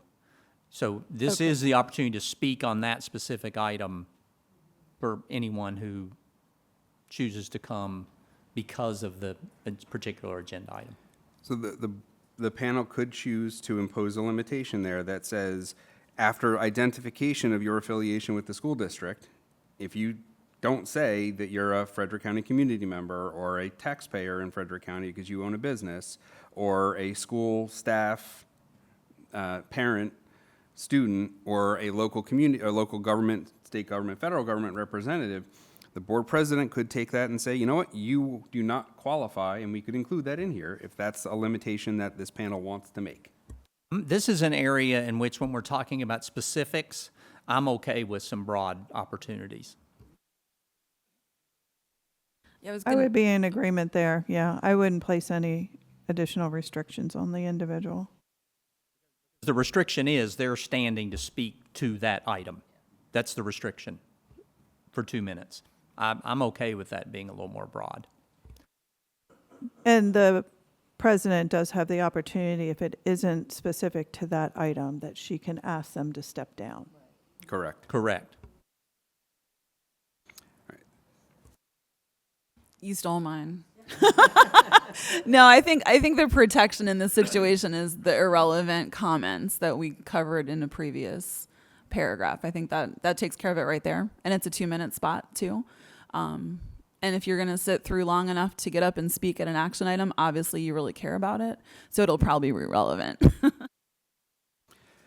So the written comment section is really unchanged, other than to update the web address, the URL for the board's meeting page. And for the record, I will note that on the landing page for fcps.org, in the essential information section, Board of Ed public comment is one of the standing items that is always on our first landing page when you come to visit our website, if you come through the main homepage, as does comment for MSDE, in case you're interested. The community listening session section is unchanged. It's just relocated from paragraph 10 into this paragraph. The disruptive conduct is struck because we have a new section on decorum and safety. 8 is a new section. It is addressing public recording of a meeting. We've had that, we've had the news here. We've had individuals here who have cameras up. I've seen this in other counties' public comment policies, and this is a clear statement from the board that it's allowed. This board will permit anyone who wants to have a camera to record the meeting. It's just also stating that recording is not a part of the record. It's, the record is what the board creates, not what is created by a community member or a member of the media. Quick question, because I'm watching time. I think there's sometimes, not from any board members, but I've had public members contact me about this, like, yep, it's an open meeting. I think there's a concern that how are those videos used, which of course is out of our jurisdiction, but public members would have legal, access to anything, say if they thought they were being maligned, so. As you said, that the use is outside of our control, and we should not attempt to try and address it. And so that actually is the entirety of the revisions to the public comment, to the meetings policy. It's not a public comment policy. That actually is one thing that we could, there's one question we should discuss, and that is whether public comment should stand alone as its own policy. That is an option. The other option, if we don't want this much detail in the board's policy, frankly, the process of conducting public comment is an administrative function. It is how the board conducts its meetings. So we could change all of this. We could take all of this out, move it into what would be the equivalent of an SOP, and state in the policy that the process for public comment will be decided upon annually by the board at its annual meeting and published. And then the policy itself doesn't speak to the process for public comment. You're able to make changes more quickly because it's done as part of admin function as opposed to part of the policy process. That is something for you all to think about. It can literally be picked out of this and dropped into a different document. We don't have to change the process that we're coming up with. It's just where it lives might look a little different if that's something you're interested in. What I'm going to propose on this topic is that today we move this forward for first reading and take that input. For that significant a change, as a committee, let's get through the 400s, the 500s. 102 is going to roll right back around and when it comes back again, we take that under advisement to consider pulling public comment as its own standalone. Yeah, I agree. I think that that's more of a full board decision than it is a committee decision to look at. Something we could even talk about during first reading. Yeah, exactly. I mean, I would appreciate if maybe you make a note there, Mr. Blevis, to bring that forward, that idea or that suggestion forward for the board to consider that. I have just 3 things, but Karen, do you have some? I just had one quick one in the order of agenda. I just suggested putting for Roman numeral 8, this is D, or whatever, sorry, 4F. Yeah, thank you. Board member comments, because board comments kind of, I take that as like the official whatever.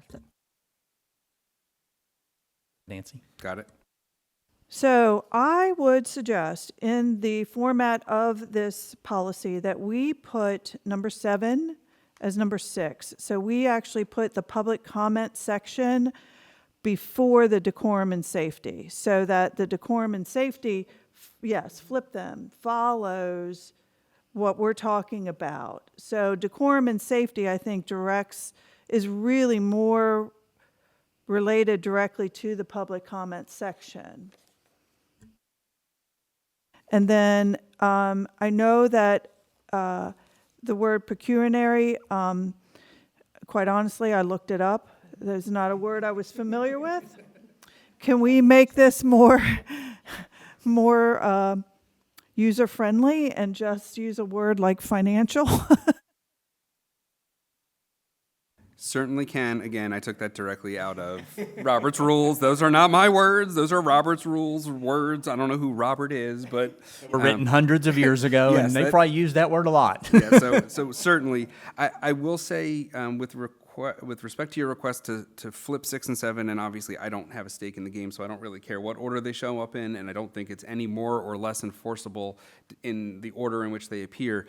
I don't think the decorum and safety is limited to just the public comment period. I think that is throughout, and I think the respect being given to members of the board when they're speaking, that's not public comment, that's board member comment, and the respect, the decorum should apply there equally. But again, I don't care. If you want them reversed, easy enough to reverse them. That's a good point. That's a good point. But I'm actually okay with that because the decorum and behavior isn't overarching for the entire meeting. So I'm actually okay with it following our statement around public comment. I only had one other item for consideration is if we're going to go with only available to sign up online, email, or by phone, would it be possible to change the deadline to 24 hours versus 2 days? Because I just think 2 days means they have to be signed up basically by noon on Monday, and I'd just prefer 24 hours. So I think Ms. Rich's rationale for the 2 days, and that came when we revised this previously back in 2023. I had consulted with her about that. It gives her the time if someone says, you know what, I'm going to decline my spot. to try and find someone who is on the list and fill the spot. And I think she needs that extra day to make sure she can try and make sure all of the spots are being used. But I mean, Then I would rather us just strictly enforce that you have 24 hours prior, and you can't call after the 24 hours and say, I want to exchange my spot, or I want her to have it 24 hours out.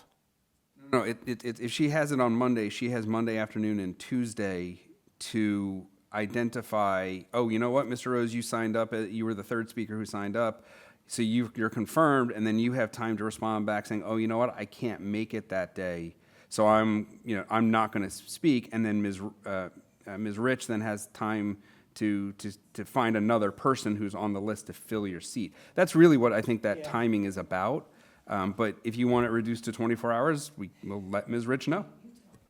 Well, You get to tell her. Okay. I'm going to propose that we move it to 24 hours, and then we can have further discussion at first reading. I just feel like if we're taking the day off away, I want to give this public the opportunity. I was sign thinking that as well, so when you said it, I agreed, and then, the rationale. So if it's noon the day before, that's more than 24 hours. I want to be fair to both sides, because on the one hand, the way Mr. Blivis describes it, it's more fair to the public to give more opportunity time. So I don't want to cut them off either way, but like noon the day before. Yeah, I'd be still gives comfortable the with a afternoon and specific morning. time so that provides the entire afternoon of the day prior to the meeting to do it. So I'd be comfortable with noon the day prior to the meeting. Or here's another suggestion that we might present that may be more aligned to work with Mrs. Rich, is maybe Tuesday noon before. Oh, I'm sorry. That's That's what we're proposing.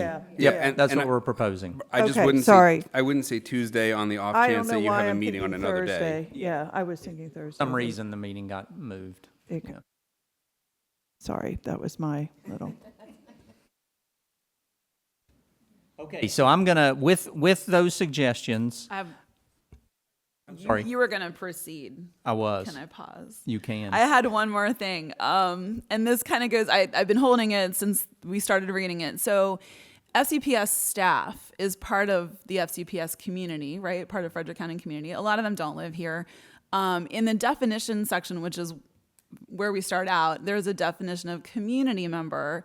And I was wondering, staff is only mentioned a couple times throughout this whole document in this section. And I really think that they should be included more. So I feel like they might fall in the community definition.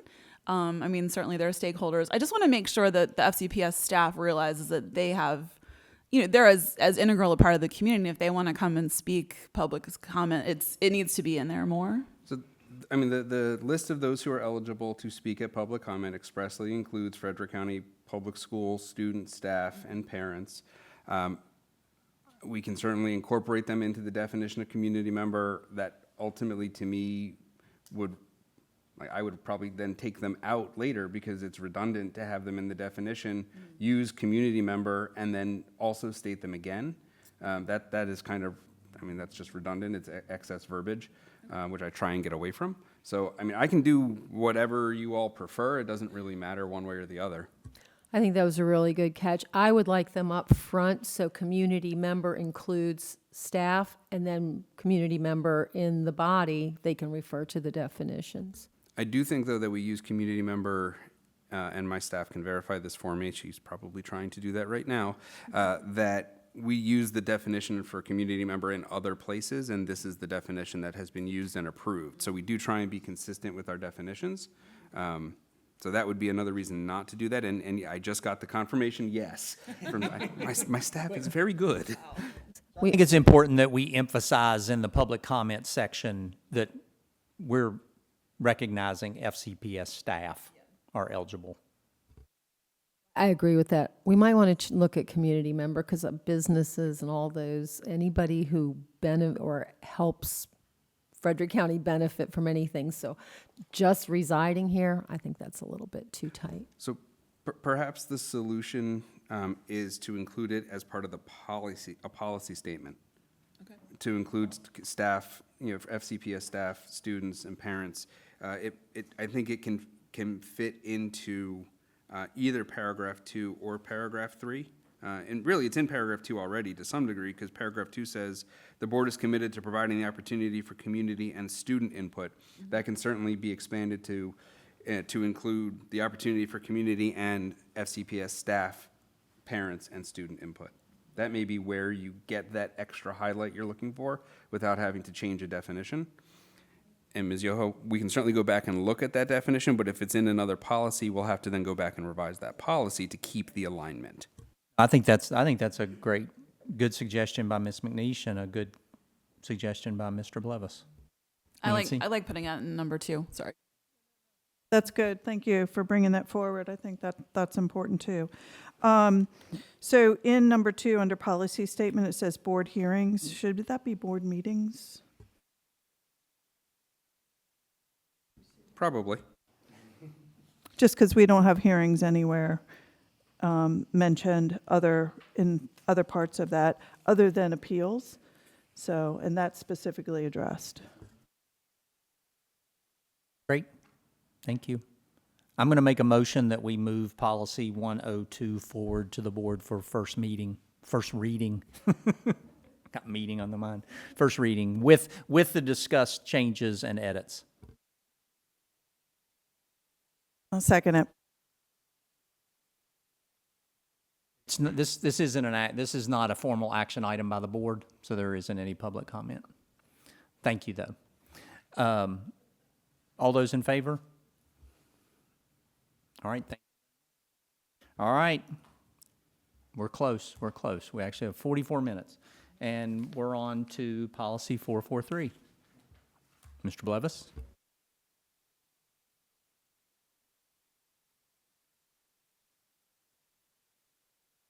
Policy 443 starts on page 32 of your packet. This is the third time this has been presented to the policy committee. The previous 2 presentations were in May and June. Those were information discussion only, so this is the first time staff is bringing forward proposed edits. But at both of those meetings, there was extensive discussion about proposed draft language that both Mr. Rose and Ms. Allen provided in advance. Because of that, what you see in front of you reflects the blending of the portions of the written proposals that were prepared and discussed and approved by the policy committee with a few additions from staff. So I do not intend to do a full and complete walkthrough of every section. I will cover what staff is recommending because everything else is your language. Now, I will say that we've had some additional proposed language circulated that I know Mr. Rose and Ms. Allen want to share today. And so if Mr. Rose, you'd rather go section by section and accomplish A first and then move on to B once we're done with A, we can do that, whatever you would like. What I'd like to do is, I promised hard copies of my proposals, and our primary focus initially is on A, policy purpose, and then C, policy statement, because those are both areas that, if agreed upon, they can just be dropped in. And I'm happy to provide supporting statements for these recommended changes.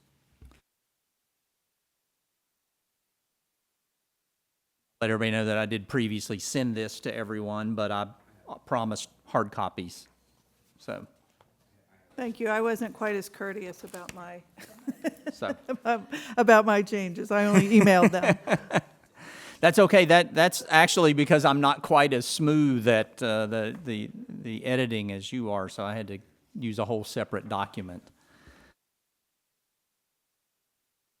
And I'll only say I made some, I guess they're wholesale changes, but I made some changes to the policy purpose as a clarifying of what this policy is. Because I want there to be no question that this policy is a clarifying goal and protections and rights. This is not policy 437. This is policy 443. So this is not a bullying and harassment policy. It's a statement of our goals as a system and the protections that are afforded to our transgender and gender diverse students. So that's why I made some changes there. That initial statement was to prevent discrimination, stigma. That's the role of policy 437 for our entire student body. What this policy is it states our goals as a system to create welcoming and affirming schools for transgender and gender diverse students, or whatever we arrive at on a title. And I just wanted to clarify that, particularly with my first paragraph, that it's just to ensure that all FCPS schools provide safe, welcoming, and affirming learning environments for gender diverse students, including those who are transgender, intersex, gender questioning, gender nonconforming, as well as those who have been diagnosed with gender dysphoria by a licensed medical or mental health professional. And then more or less, I think I left 2 pretty much as is. I think I just said while providing clear guidance to staff. It's slightly wordsmithed. But Yes, it's the big wordsmithed. change is the addition of while providing clear guidance for Yes, staff. yes. And then 3 is, again, pretty much changed. The board acknowledges that students have the right to privacy and discuss and express their gender identity and expression openly, and to make decisions about where, when, and with whom to share private information. At the same time, the board values the important role of parents and guardians and seeks to encourage constructive communication between schools, students, and families. This policy aims to balance respect for student privacy and safety with supportive and meaningful family engagement. The reason I added this in there is I want this stated toward those that will be working forward on regulation, that ultimately our goal should always be that there is family engagement, with the recommendation that we respect the student's privacy and safety. So without making any comment on the content, because that is for you all to discuss and decide upon, that to me is more of a policy statement than a policy purpose. The policy purpose is more of a very high level, here's why we're sitting down and creating this policy. What you're stating about acknowledging the right to privacy, that's really more of a policy statement than a policy purpose.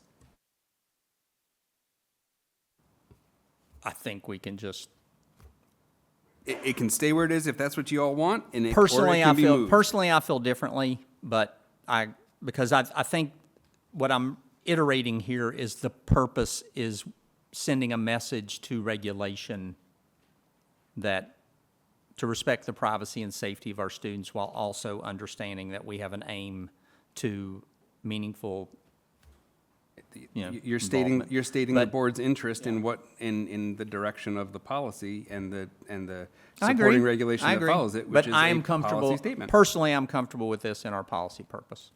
It's me. And then moving on, because this is what I suggested, is then moving on to the policy statement.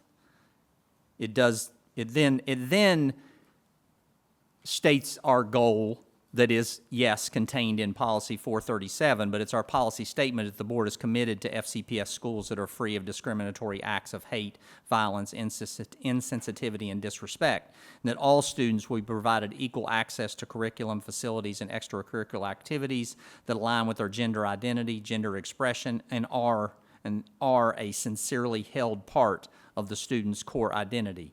And then 2, every school will embody a culture of respect grounded in the board's core values that promotes understanding, respect, civility, acceptance, and positivity interaction among all individuals and groups. And 3, the board affirms its commitment to providing all students, including gender diverse students, with safe, fair, and respectful opportunities to participate in extracurricular activities and interscholastic athletics. That's kind of just wordsmithing what you already had in there.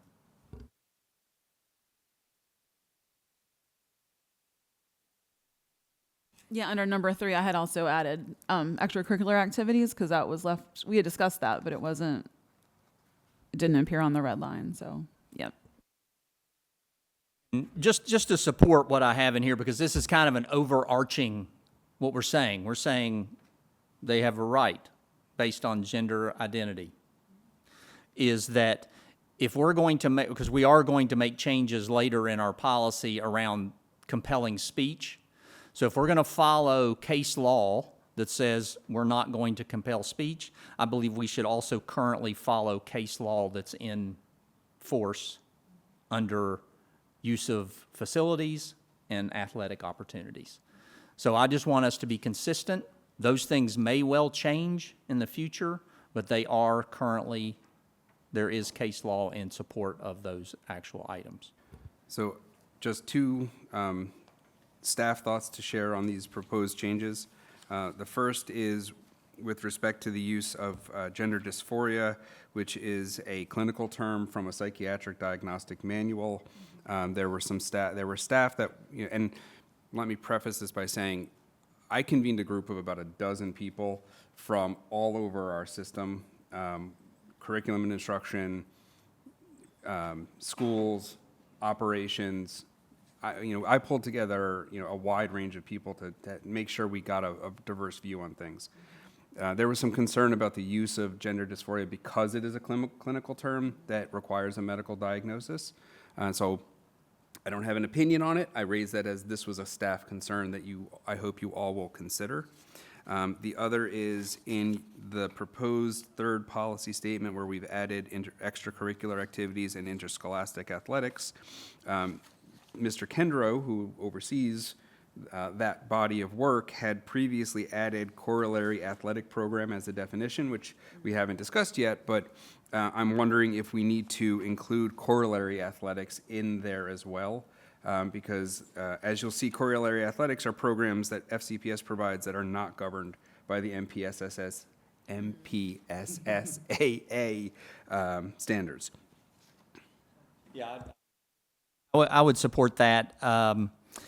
The only reason in the policy purpose, and again, we haven't gotten to that, but I did recommend a change to the definition around gender dysphoria. That's at the bottom of page 1, that recognizes the DSM-5 and then the definition. The reason I added that into the policy purpose is that those do not stand in lockstep with each other. You can have a different gender identity and not have gender dysphoria, or vice versa. So I wanted to recognize, and that's why I said we support those who have been diagnosed with gender dysphoria by a licensed medical or mental health professional. So that's why I put that in there. Yeah, I do think that, I have completely different views on a lot of the language that's in this policy, but in particular to the reference of using that medical term, gender dysphoria, I think it's important to recognize that students are maybe diagnosed or maybe in a position where they need to be diagnosed or assessed if this is how they're presenting.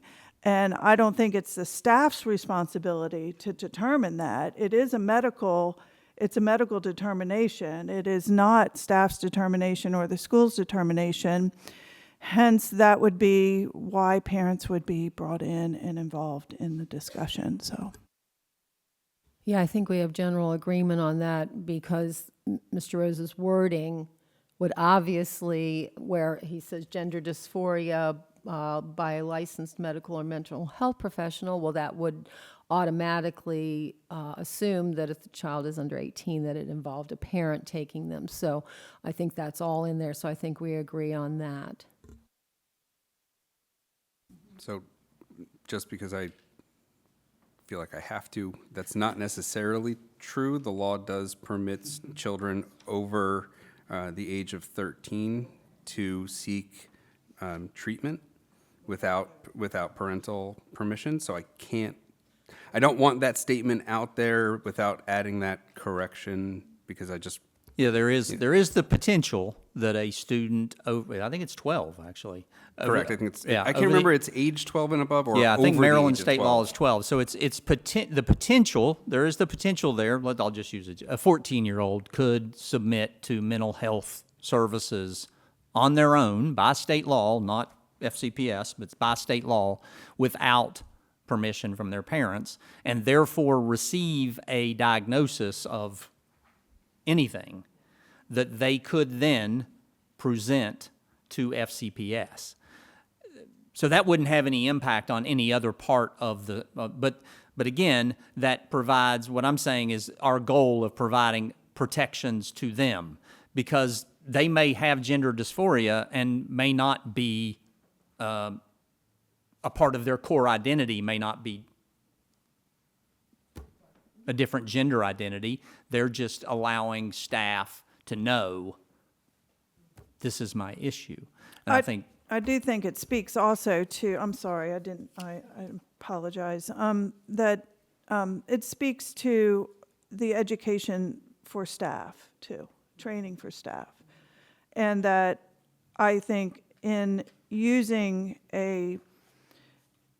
this term also identifies where accommodations may be needed, you know, and it is part of this, then it becomes part of the student record. Yeah, so I stand corrected on the assuming, still most of the time parents are going to be involved, but in those rare cases, the student then, but the end result being that the staff, what I want to take out of here is anywhere that staff has to make decisions, and some may say we've already done that, but I think if we had, this policy's been in place since 2017. We have not heard FCTA or a string of teachers come up and say, this is a huge problem for us. We haven't been contacted by a lot of teachers. And so I want to think maybe that hasn't been an issue for teachers. If it is, we need to hear.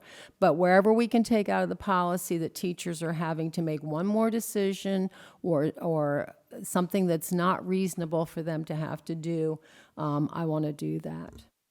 so. If it's okay with you for the time, with the suggested addition of the corollary athletics, would it be okay if we drop in policy purpose and the policy statement as we've discussed? Because what I'd like to do then, Ms. Allen submitted some statements, and I'd like to move to Ms. Allen, allow Ms. Allen to share some thoughts and considerations. Would we be okay with that? Yes, do we want to do anything formal or just say we're moving on now? Well, I'm going to go through them one at a time, make sure we're clear. So in policy purpose, it is the consensus of the panel to replace the 3 existing presented paragraphs with the 3 paragraphs that Mr. Rose has proposed for the policy purpose. Those 3 paragraphs were good with replacing what we have presented with the new presentation. I stand to differ on that, and I know that if the consensus of the policy committee is to adopt that so be it, and then it moves forward to the board for consideration. I would not be aligned.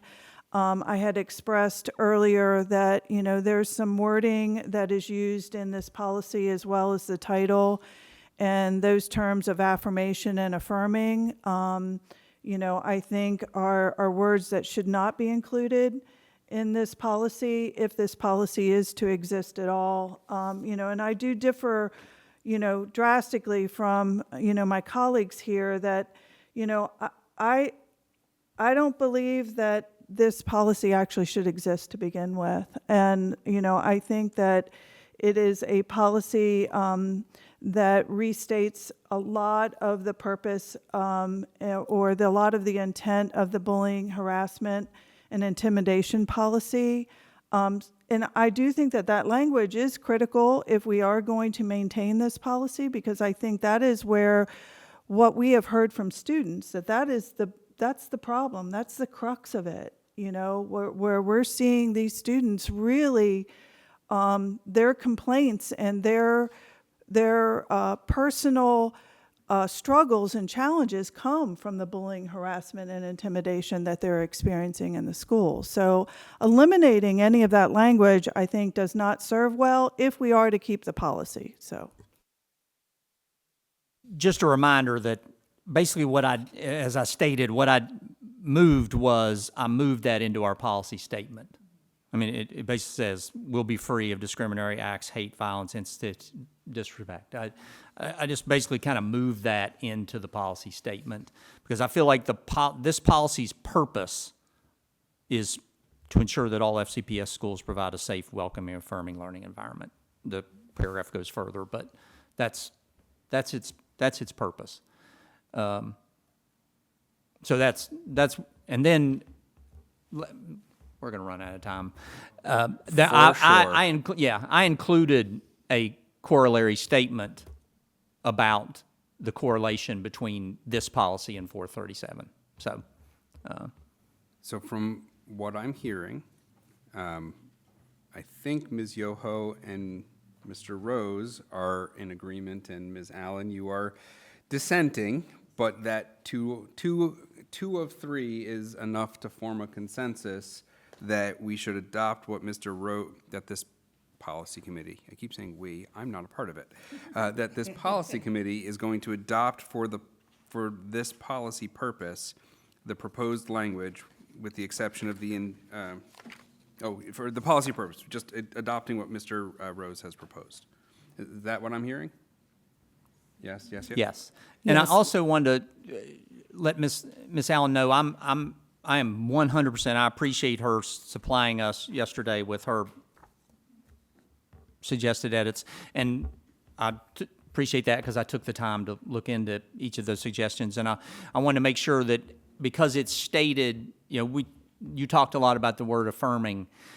In particular, when we look at case law, in particular the Vlaming decision, that case does not prevent us from being an affirming district. That doesn't violate case law.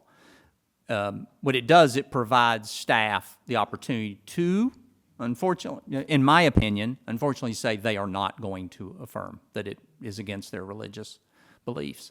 But it in no way restricts a district from stating that they will be an affirming district.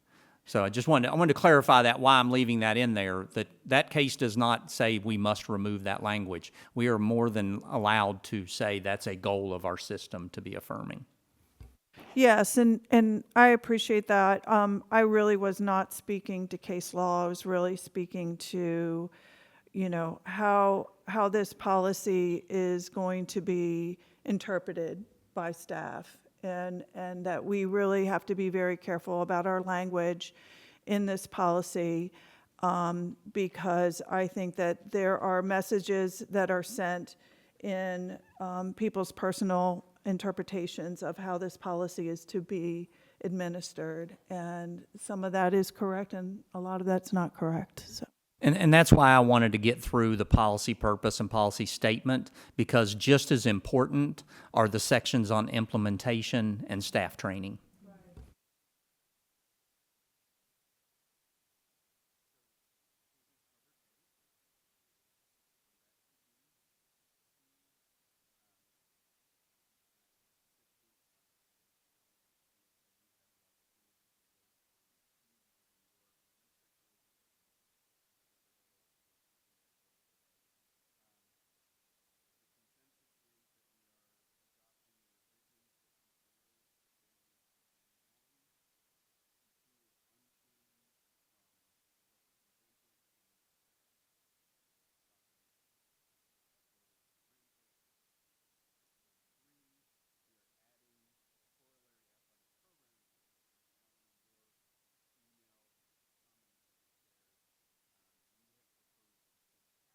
Participating in interscholastic athletics from the statement. So I want to make sure that is voiced and you can explain your thinking there. Thank you. I appreciate that. So yes, because further on in the implementation, I made my edits that I submitted would prohibit, the participation in sports. And the language specifically, if I can find that, and I don't need to speak to it. I don't want to take up the time because we're looking at the statements, the policy statement right now. But I did amend the language or suggest the revisions for participation in sports and physical education, and that it really was based on the biological sex of the individual. It was not, that we're not going to allow somebody who identifies as a female to participate on a female sport, in a female sport. And my position is almost 100% about safety. And I appreciate that. And that's one of the reasons that I addressed that later in the policy. So then as I understand it, we have consensus on C1 with Mr. Rose's edits, C2 as presented, C3 with Mr. Rose's edits, and the addition of the corollary athletic program to the interscholastic athletics and extracurricular activities. Correct.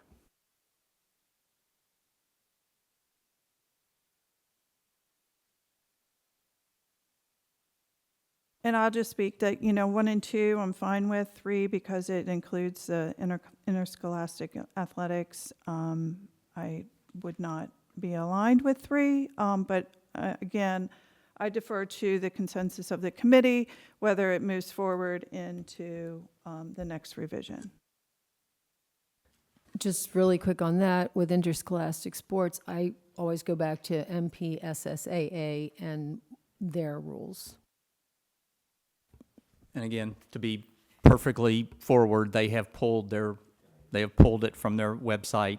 Now, what the question that's been sent forward by a number of districts is, are you working on new criteria? What's going on? And there hasn't been a response. My stance on this is I am purely, at this point, standing on the case of BPJ, which is Becky Pepper Johnson versus the state of West Virginia. That was decided in the Fourth Circuit.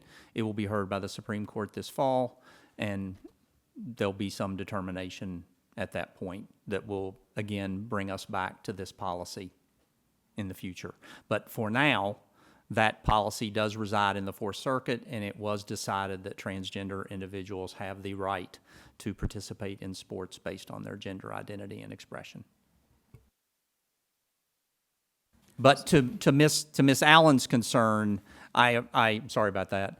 To Miss Allen's concern, I did recommend that we add a paragraph under the sports that we do acknowledge that there are, in rare cases, situations of safety and competitive fairness that need to be addressed through regulation. So that gets us through A and C. I assume we're going to reserve B again until we finish the rest so we know what terms need to be defined. Fine by me. So then that brings us to D. And while Mr. Rose had a handful of comments in this section, I believe, Ms. Allen, you had the bulk of it. So if you would like to talk through from the beginning, because even from the very start, where the expression of identity is the subject header, your proposal, if I read it correctly, would change that to student rights and confidentiality, and you can kind of go from there. Thank you. So my proposal for the amended language would be that, again, expression of identity would be replaced with student rights and confidentiality. FCPS respects the rights of students to express their gender identity or expression as they wish. Transgender, gender questioning, and gender nonconforming students have the right to discuss and express their gender identity and expression openly. Confidentiality and information, the fact that a student may wish to use a different name or pronoun at school or to disclose their transgender or gender nonconforming status to school staff does not authorize staff to disclose a student's personally identifiable or medical information outside of what is permitted under law. All such information will be kept confidential in accordance with applicable federal, state, and local privacy and student record laws. Now, this language really was created to help facilitate a discussion, not necessarily division on this, because I think that is kind of what we're saying in the original language. I just made it more concise and addressed it in 2 sections instead of under 1.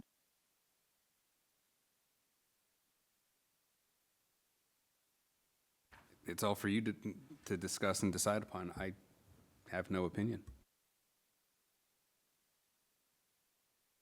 Well, just to start from the very beginning, the title almost kind of returns to the original title of privacy and confidentiality.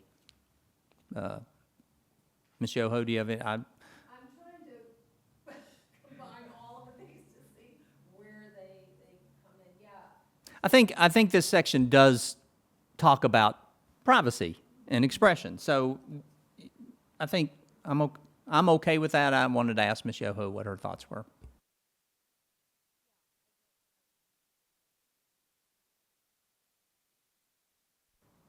So we have a new title for this section. D1 will now be Students' Rights and Confidentiality.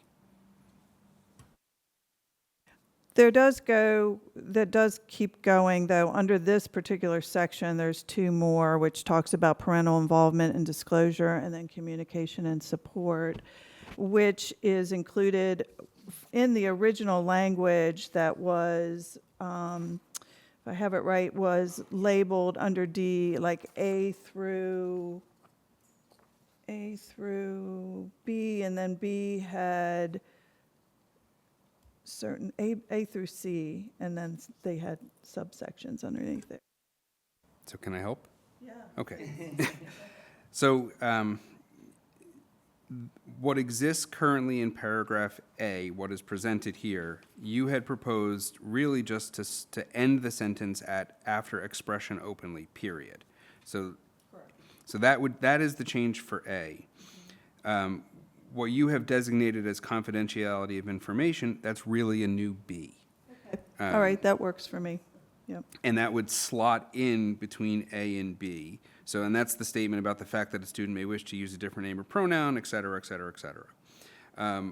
C, what was B and would become a new C, now would begin with a header or a subheader of parental involvement and disclosure.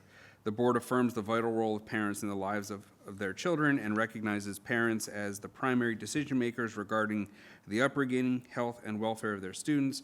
Except where disclosure would place a student at risk of abuse or neglect, FCPS staff shall work to keep parents informed and engaged regarding matters that significantly impact their students' well-being, including gender identity or expression. All of that is being inserted in front of what is there now with FCPS shall not disclose that a student is experiencing ... including the list. Although you've proposed to modify the fourth item on the list, which is when doing so does not place the student at risk of child abuse, the student's parent, with the student's parents consistent with the recognition of parental rights and responsibilities. That is what you're proposing for that portion of the section. That would be correct. Did everyone follow along? There'll be a quiz later. Yes, there will. Many of them. And then there was that other section, which I'm not sure how you would identify that, whether it goes to C or D or whatever, the communication and support. Yeah, the old C becomes D. Okay, thank you. And I'll just let the record show that the communication and support section is parents should be contacted whenever there is a health, mental health, or safety concern regarding the student. In all other circumstances, staff should encourage and support open communication between the student and their parent. Staff may provide the student with the opportunity to meet with FCPS mental health professionals to develop a communication plan, but the school role is to facilitate, not replace, the essential relationship between student and parent.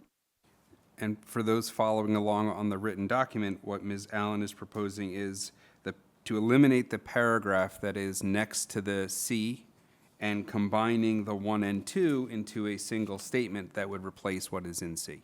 That is the mechanism for the change. Okay. While I'm comfortable with consistently affirming the role of parents, I want that because that's actually in the policy purpose, that we are affirming that, you know, parents are important. If we want to continue to reaffirm that, I'm okay with that. I'm sure you understand that I am not comfortable with what comes next.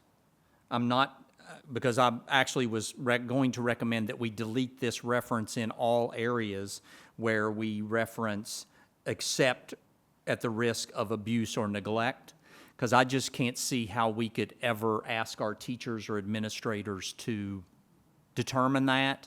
And I'm certainly not going to ask our students to do that. I'm not going to ask them to come forward in all cases and say, I'm worried about abuse, or I'm not going to put our students or our teachers and administrators in that position to make that determination. I don't think we're in a position to make that determination. I fear that's a slippery slope that we would open up, where we would be getting CPS involved in areas in which they should never be involved, that this should be between parents and students and, mental health and medical providers. I just think it's a slippery slope if we open that up for all of us. So I would delete all references to except where it would place a student at risk of abuse. I want to live up to what I included in the policy purpose, which is that we acknowledge students have a right to privacy and discuss and express their gender identity and expression openly and make decisions about where, when, and with whom to share that private information. That's the overarching statement within our policy purpose, and I want to make sure we emphasize that. And they don't have to say, well, I want to keep this private because my dad's going to beat me to death, or I'm going to get kicked out. I don't want them to have to make that justification for keeping their privacy, because I think that opens a slippery slope. So I want to just maintain that while continuing to emphasize, and that's why I'm comfortable with, I just made a few adjustments within where I said I was going to delete, I think it's B4, where it said when doing so does not place the student at risk of child abuse, the student's parents. I recommend we delete that it's any individual, it goes back to any individual to whom the student expressly authorizes staff to disclose. That would include parents and or guardians. I just don't want to put staff, administrators, or students in a position where they're evaluating their level of risk. So a couple of things. So So Ms. Allen's proposal would replace the little Roman numeral 4 that you're describing. So that's gone from that portion. That's gone from that reference if Ms. Allen's language is adopted. Ms. Allen does reference except where disclosure will place a student at risk of abuse or neglect earlier in that paragraph. And allow me to explain the thinking of why the language about putting the child at risk of abuse or neglect was included in the staff's draft, because obviously that wasn't included in I didn't discuss it with Ms. Allen, but I don't know if that's where that came from. The idea here was that it's a proactive measure to protect students who need support and not have to wait for them to show up at school with a black eye or a broken arm or some kind of other injury that is the indicator to staff that CPS needs to get involved. I don't know that this falls upon the teacher. We don't specifically say the teacher will decide. It's FCPS staff. We have staff who are available to participate in that conversation. If a student were to come to a teacher and say, look, I can't come out to my family because my dad will, whip me a new one, it wouldn't be up to the teacher to make the assessment. I think the teacher would then refer over to the school's counselor or to the mental health professional that we have in our schools. And we do add a definition for mental health professional, which talks about our CAS social workers, our school counselors, our school psychologists. We have those resources to help that takes it out of the hands necessarily of the teacher. The idea was that it was a proactive prevention of putting a student in harm's way versus having to react to getting CPS involved after the fact. I 100% appreciate the motive. I just object to that being the only way a student can obtain privacy until they are ready. Because basically what that's saying is they will be notified unless the student shares a fear of abuse. And I'd have to hear from Dr. Harris or Dr. Alavito or someone on this, because I think if a student goes to a teacher and says, I fear for my safety, I don't think the teacher's just going to refer them to a counselor. I think they're required to report that.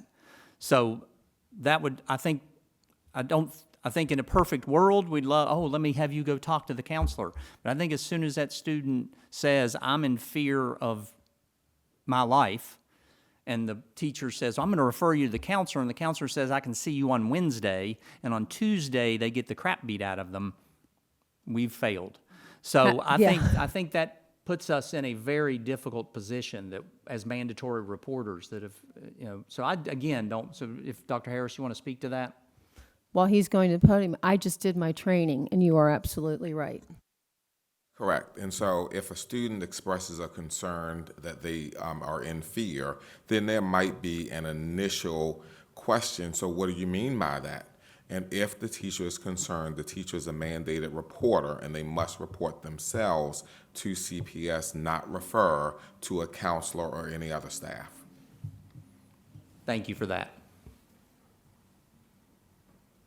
So that's another reason why I think it's a slippery slope when we say, because students confide in teachers, counselors, coaches.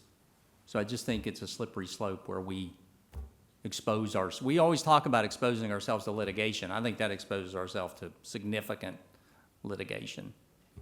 So I would have to research whether the fear is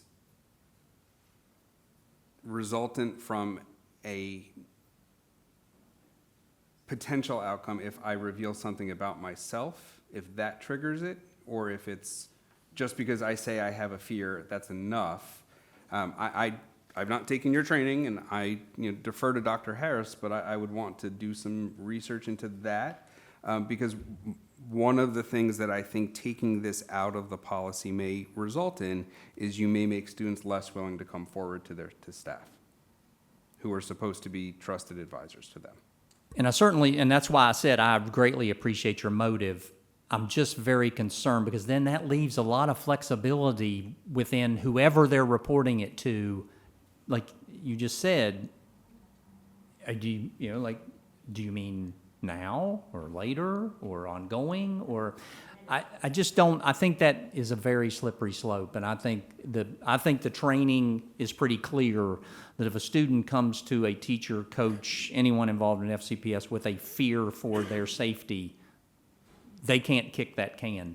They're reporting, and then CPS will work it out. And as Dr. Harris said, you can ask a few questions just to clarify, but ours is not to question, as a teacher, yours is not to question why. That is up to CPS to determine.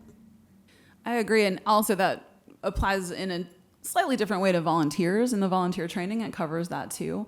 I was very uncomfortable with these words in this policy as well. There are a lot of consequences that a student could face at home if certain things are revealed before they're ready to reveal them. And I don't like putting the parameter of abuse and neglect the way we define it in society as a required report, right, to social services. There are a lot of other issues that could come up if someone at school violates the student's privacy when they're discussing these things. If the student's ready and they want help to do that, that's great. But as soon as we put a parameter on it, if it falls outside of that parameter, then some people could take it to the extreme. And that's why I'm not comfortable with that language at all. So acknowledging that we have 2 minutes left, and we are not going to complete this today, the first question is, do we want to pause here, or do we want to conclude the discussion of this section and then pick up at the next meeting with the next section?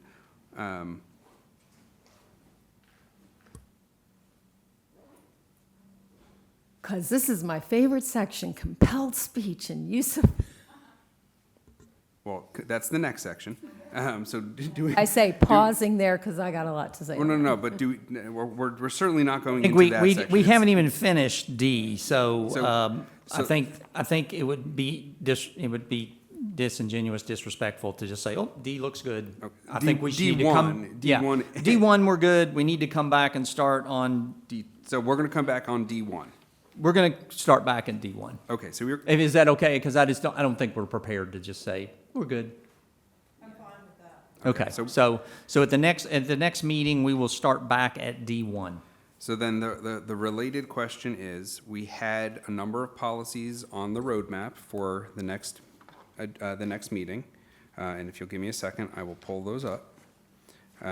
For the October 22nd meeting, we were scheduled to speak information discussion action on 101 organization of the board, 413 family community partnership, which is really going to become 2 policies, 427 religious expression, and then have discussion on 507 summer school eligibility.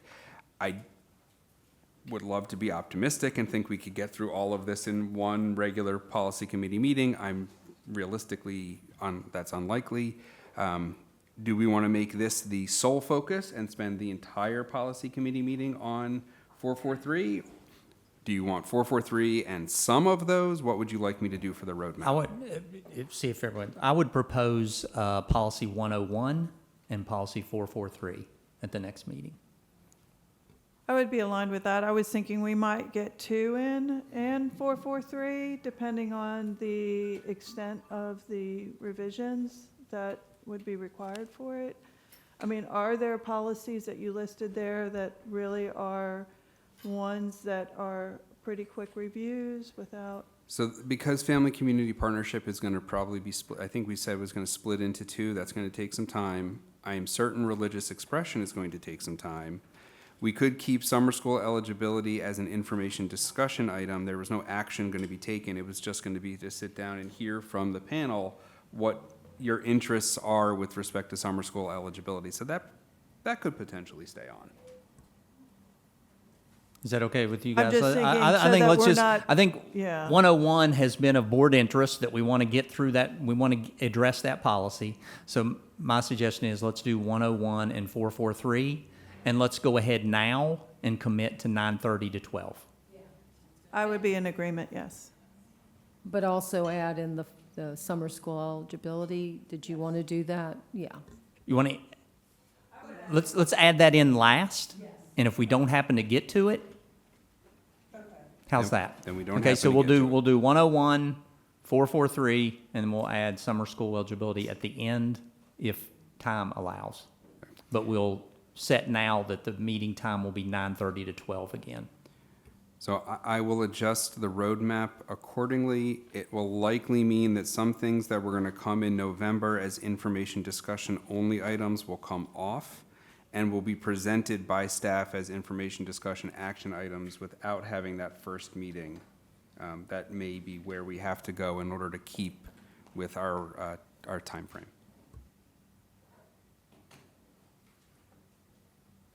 You want to bang the gavel? All right, therefore, I call this meeting adjourned. Thank you all. Thank you, everyone.